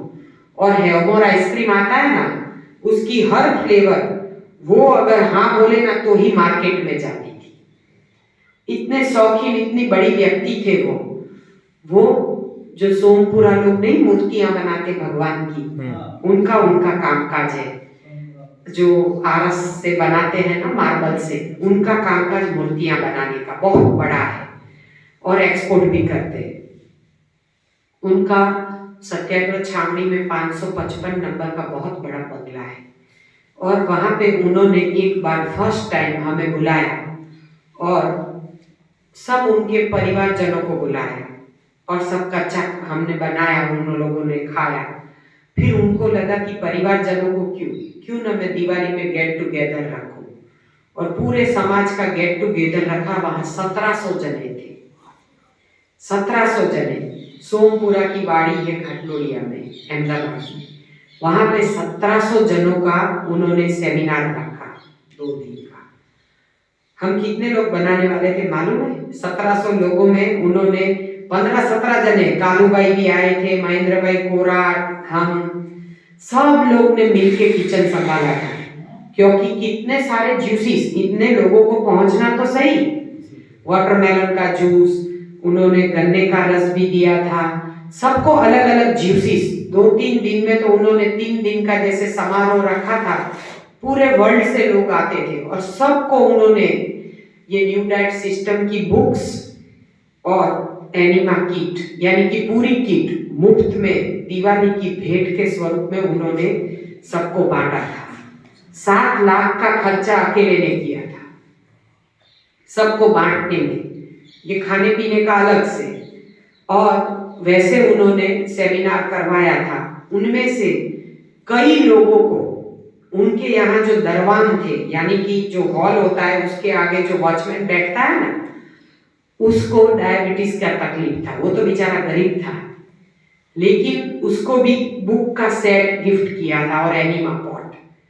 तो उसने क्या किया, और कुछ नहीं कर सकता था, बुक पढ़ा और उसने फिर क्या किया, वो दरबान भी था और दिन में मंदिर का पुजारी था। तो मंदिर में पुजारी थे तो मंदिर में तो ये सुंदरकांड और वह सब करवाते हैं ना, तो हर शनिवार को सुंदरकांड होता था।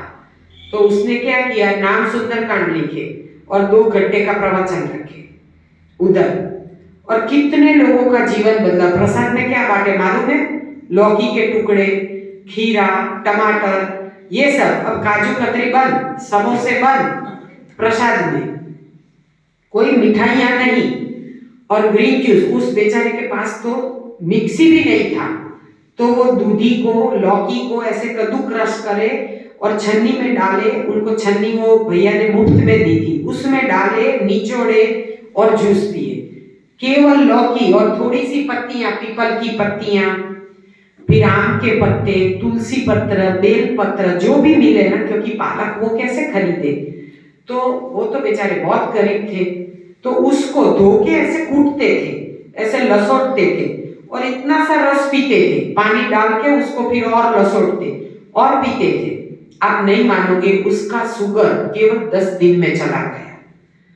और फिर उसने ये झुंबेश किया और वो दादा जो साइकिल लेके, टूटी फूटी साइकिल लेके हमारे यहाँ आते थे और क्या करते थे, उनका जो पगार केवल 800 रुपया था। ये तो काफी साल पुरानी बात है, जब हमने शुरू किया था उसके 1 साल के बाद की बात है। केवल 800 रुपया तनख्वाह थी और 800 रुपया जैसे दरवान थे उसकी, नहीं दरवान थे उसकी 1500 और मंदिर में केवल 800। अब इसमें उसका गुजारा कैसे हो? तो उसने क्या किया, कम तनख्वाह में ये से उसने शुरू किया और जो भी उसका दवाई में जो पैसा जाता था वो बचा लिया। उसमें से वो चौहान साहब की रोग नाबूदी का रामबाण इलाज बुक ले जाते थे। मुझे नहीं पता था कि ये बहुत ऐसे गरीब है।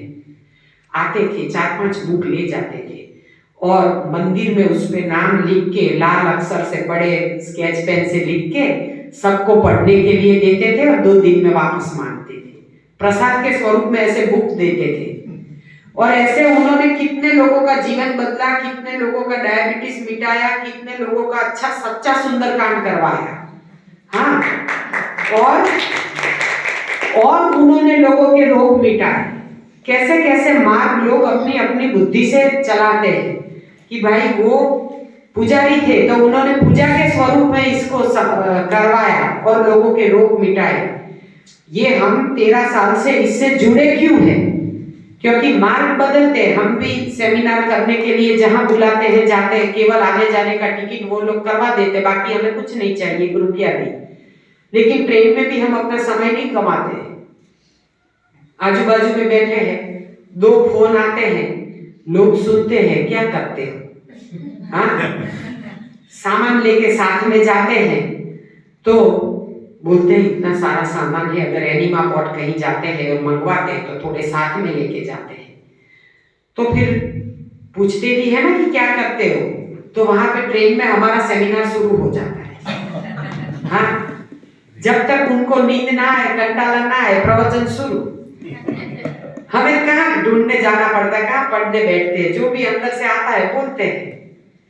वैसे कई लोग हैं जो यहाँ से भोपाल जाते हैं ना तो 6:50 को ट्रेन ऊपर जाती है, इधर से अहमदाबाद से निकल जाती है और सुबह 6:30 बजे बैरागढ़ पहुंचाती है। तो पूरी रात तो बातें नहीं कर सकते, लेकिन 10 बजे तक का समय ऐसा होता है कि लोग जागते हैं और उसी टाइम वक्त होता है। क्योंकि उस दिन मुझे जो भी फोन करता है ना सलाह के लिए, सबको मैं बोल देती हूँ कि अब मैं आज भोपाल जा रही हूँ, मैं पैकिंग कर रही हूँ, मुझे वक्त नहीं है, मैं ट्रेन में बैठूंगी, आप आराम से बात करो, जब तक टावर आएगा मैं बात करूंगी। तो फिर क्या है, वहां मुझे और कुछ काम नहीं है ना घर का, तो मैं शांति से फोन में जवाब देती और सबसे साथ बात करती। पड़ोसी तो सुनते हैं ना कि कैसी बात कर रही है, डायबिटीज मिट जाता है, ये है वो है, तो उनको अब डायबिटीज किसको नहीं है। हाँ, ट्रेन में डिब्बे में आप बैठोगे तो उसमें से 2 जने तो निकलेंगे कि उसको शुगर है, छोटे हैं चाहे बड़े हैं, आजू बाजू में भी सुन लेंगे तो उनको भी हो सर खाना छोड़ के आ जाते, एक ही डिब्बे में बैठ जाते हैं। बहन जी बताओ ना, मुझे तो इसी में इंटरेस्ट होता है कि ज्यादा से ज्यादा लोग जागरूक हो। आप नहीं मानोगे, एक बार मैं ट्रेन से जा रही थी, एक भाई को बाईपास करवा के अहमदाबाद से जबलपुर ले जा रहे थे, तो यहाँ पे बेल्ट बांधा हुआ था और बाईपास करवाया हुआ था ताजा ताजा और लेके जा रहे थे। तो रात को उनको दवाई पी के सुलाया और रात को 2 बजे और उनको दर्द शुरू हुआ और सांस में दिक्कत होने लगी। बैठ गए और मेरा सीट पास में ही था, मैं ऊपर की बर्थ में सोई हुई थी और नीचे मैंने देखा कि उनको कुछ तकलीफ हो रही, क्योंकि मोबाइल की लाइट चली इसलिए पता चला कि इसमें कोई जागा है। मैंने देखा, फिर वो भाई साहब को पीछे से ऐसे ऐसे कर रहे थे, दवाई दिया। उसका बेटा डॉक्टर था, वो बोला कि इनको सांस में कुछ तकलीफ हो रही है, अब कुछ करना पड़ेगा। ट्रेन से फोन नहीं लग रहा था 2 बजे के करीब डॉक्टर को। वो बहुत घबरा गए कि पिताजी को कुछ हो जाएगा तो। फिर मैंने बोला क्या हो रहा है? बोले उनको कफ बहुत है और कफ के कारण उनको सांस नहीं ली जा रही है, सांस अगर चढ़ जाती है तो उनको छाती में दर्द होता है, इसीलिए वो ऐसे ऐसे कर रहे हैं। क्योंकि ताजा ताजा ऑपरेशन किया होता है तो जोर से सांस ले तो भी दर्द होता है ना, टाँके दुखते हैं।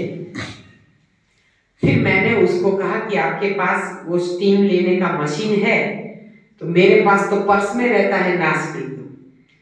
मैंने कहा उनको सांस में इतनी तकलीफ हो रही है तो वो स्टीम का मशीन ले आए और पीने के पानी की बोतल का डाल के उन्होंने जैसे भाप का पानी किया, मैंने 4-5 ड्रॉप डाले और उनको ओढ़ के उन्होंने स्टीम लिया तो सांस नॉर्मल हो गई। जो ऐसे हो रहा था उनको तकलीफ हो रही थी क्योंकि एसी चालू रहता है। फिर थोड़ी देर के बाद उनको बहुत अच्छा लगने लगा। फिर मैंने कहा ये नेचुरल पावर है, आप लगाओ। फिर उन्होंने नाक में, फिर उन्होंने मुझ पे विश्वास किया। बात तो सुनी थी उन्होंने ट्रेन में फोन पे। फिर उन्होंने नासबिंदु लगाया। फिर तब डॉक्टर गुलाब का फोन आया जब मैं रात 9 बजे के करीब, दीदी आपको आराम से आप बैठ गए हैं ना, आपको कोई तकलीफ तो नहीं है ट्रेन में? मैंने बोला नहीं। फिर उन्होंने, तब मेरा फोन सुनाई नहीं देता था, मैंने स्पीकर किया, तब वो बोले कि मेरी हार्ट टॉनिक तो आप 100 बोतल लेके आए हो ना? मैंने बोला हाँ भैया मैं हार्ट टॉनिक लेके आई हूँ। तो बोले कि हार्ट टॉनिक आप दूसरी भी मंगवा लेना क्योंकि इस बार इधर 100 जने नहीं है, 150 जने हैं, लोग बढ़ गए हैं, तो आप भैया को फोन करके बता देना कि 50 और ट्रांसपोर्ट में डाल दें। अब ये हार्ट टॉनिक क्या है उसके बारे में उन लोगों ने मुझे पूछा था। मेरे पास हार्ट टॉनिक थी, उसमें से उन्होंने करीबन 15 बोतल ले ली हार्ट टॉनिक की, क्योंकि मैंने कहा था कि ये जिसको एक बार प्रॉब्लम हो जाए ये लाइफ टाइम लोगे तो आपको दोबारा बाईपास भी नहीं आएगी, खून भी गाढ़ा नहीं होगा और ये तकलीफ भी नहीं होगी। तो वो डॉक्टर होते हुए उन्होंने जब ये हार्ट टॉनिक का उपयोग शुरू किया, 3 साल के बाद भी वो उधर हार्ट टॉनिक मंगवाते थे और रोजाना एक बार, पहले 3 बार लेते थे फिर 1 बार। उनकी सारी गोलियां पहले 4 महीने में ही छूट गई थी और फिर आज तक वो बोले कि कभी भी मेरा कोलेस्ट्रॉल नहीं बढ़ रहा है। वो जितना हो पाए उतना करते हैं नॉर्मल, 12 बजे तक उपवास करते हैं, कभी कभार जैसे हफ्ते में 1-2 बार एनिमा करते हैं, हफ्ते में 1 या 2 दिन उपवास रखते हैं, उस दिन पक्व भोजन नहीं खाते हैं, डेयरी प्रोडक्ट, बेकरी प्रोडक्ट, गेहूं का त्याग किया। तो उनका तबीयत इतना अच्छा हो गया कि वो बोल रहे थे कि हमें तो आपको इधर अपने गांव में लाके सेमिनार करवाना है, क्योंकि उनके परिवार में 26 जने हैं, ज्वाइंट फैमिली में 26 है, 26 जनों को उन्होंने दूध का प्रयोग ही छुड़वा दिया। उनके घर में जबकि गाय और भैंस थी, सब कुछ गाय भैंस बेच दी, बोले कि इनकी सेवा करो लेकिन इसका दूध मत पियो। उन्होंने पूरा उसका व्यापार बदल दिया और आज पूरा परिवार स्वस्थ है। जो ओबेस थे वो भी पतले हो गए, उनके सारे रोग चले गए। तो लोग कैसा कैसा अपने घर में बदलाव लाते हैं और अपने परिवार को निरोग करते हैं। तो ये सिस्टम ऐसी है कि आप बुक के जरिए, यहाँ पे तो कितना सुनोगे, लेकिन बुक अपने पास है, आप पढ़ोगे और किसी और को पढ़वाओगे तो कितने लोगों का आप कल्याण कर सकोगे। बुक का सेट केवल 1 बार लेना है लेकिन वो चलेगा जिंदगी भर। तो आप ऐसे ही अपना परोपकार, हम इसको परोपकार नहीं कहते, कर्तव्य कहते हैं कि आप किसी का भला कर रहे हो, कर अपना भला तो होगा भला। तो ऐसे आप किसी और का भी भला कर सकते हैं और उसका रोग मिटा सकते हैं। तो ऐसी नॉर्मल चीजें जो होती है, जो हमारे लिए हमें बाहरी सपोर्ट करती है, तो वैसी चीजें आप दवाई के स्वरूप में ले सकते हैं। जैसे नींबू है, सीजनल फल है, कुछ भी आप ले सकते हैं और अपने जीवन को निरोगी बना सकते हैं। अब अगला सेशन माँ स्पेशल सेशन करेंगे कि बच्चे को जाके घर पे, जैसे आप दादी है, नानी है, या आपके घर में छोटे बच्चे हैं या आपके अड़ोस पड़ोस में, देखो बाल कृष्ण तो सबके आगे पीछे कहीं ना कहीं होते ही है। तो उसको कैसे सच्चा ज्ञान, सच्चा खान पान कैसे देना चाहिए, हमारे बुजुर्ग का हमें ध्यान कैसे रखना है, रूटीन लाइफ कैसे जीनी चाहिए, निरोग होने के बाद हमारा भोजन, हमारी भोजन शैली कैसी होनी चाहिए, उसके बारे में हम जानेंगे और आपके शंका के समाधान भी लेंगे, यानी कि आपके सवालों का जवाब भी देंगे। आप अपने जो भी प्रश्न है, याद नहीं रहता है, लिख के लाइए, है ना। तो एक के बाद एक प्रश्नों का जवाब भी मैं दूंगी। शाम का वक्त अब कितने बजे वापस आना है? 5 बजे आ जाएंगे। हाँ पक्का 5 बजे रखो, 5 से 10 मिनट में अब आप आ जाए। 5:15 बजे, है ना। आधा घंटा तो देना पड़ता मैडम है। वैसे ये भी बिल 3 बजे होगा तो निगलेक्ट करना है तो तुमको कोई इशू नहीं नहीं, आपको भूख नहीं लगी, अभी उधर तैयारी हो गई। यार हो गई। मजाक कर रहा हूँ। हाँ, और नहीं, तो घंट जब बज जाता है ना तो भूख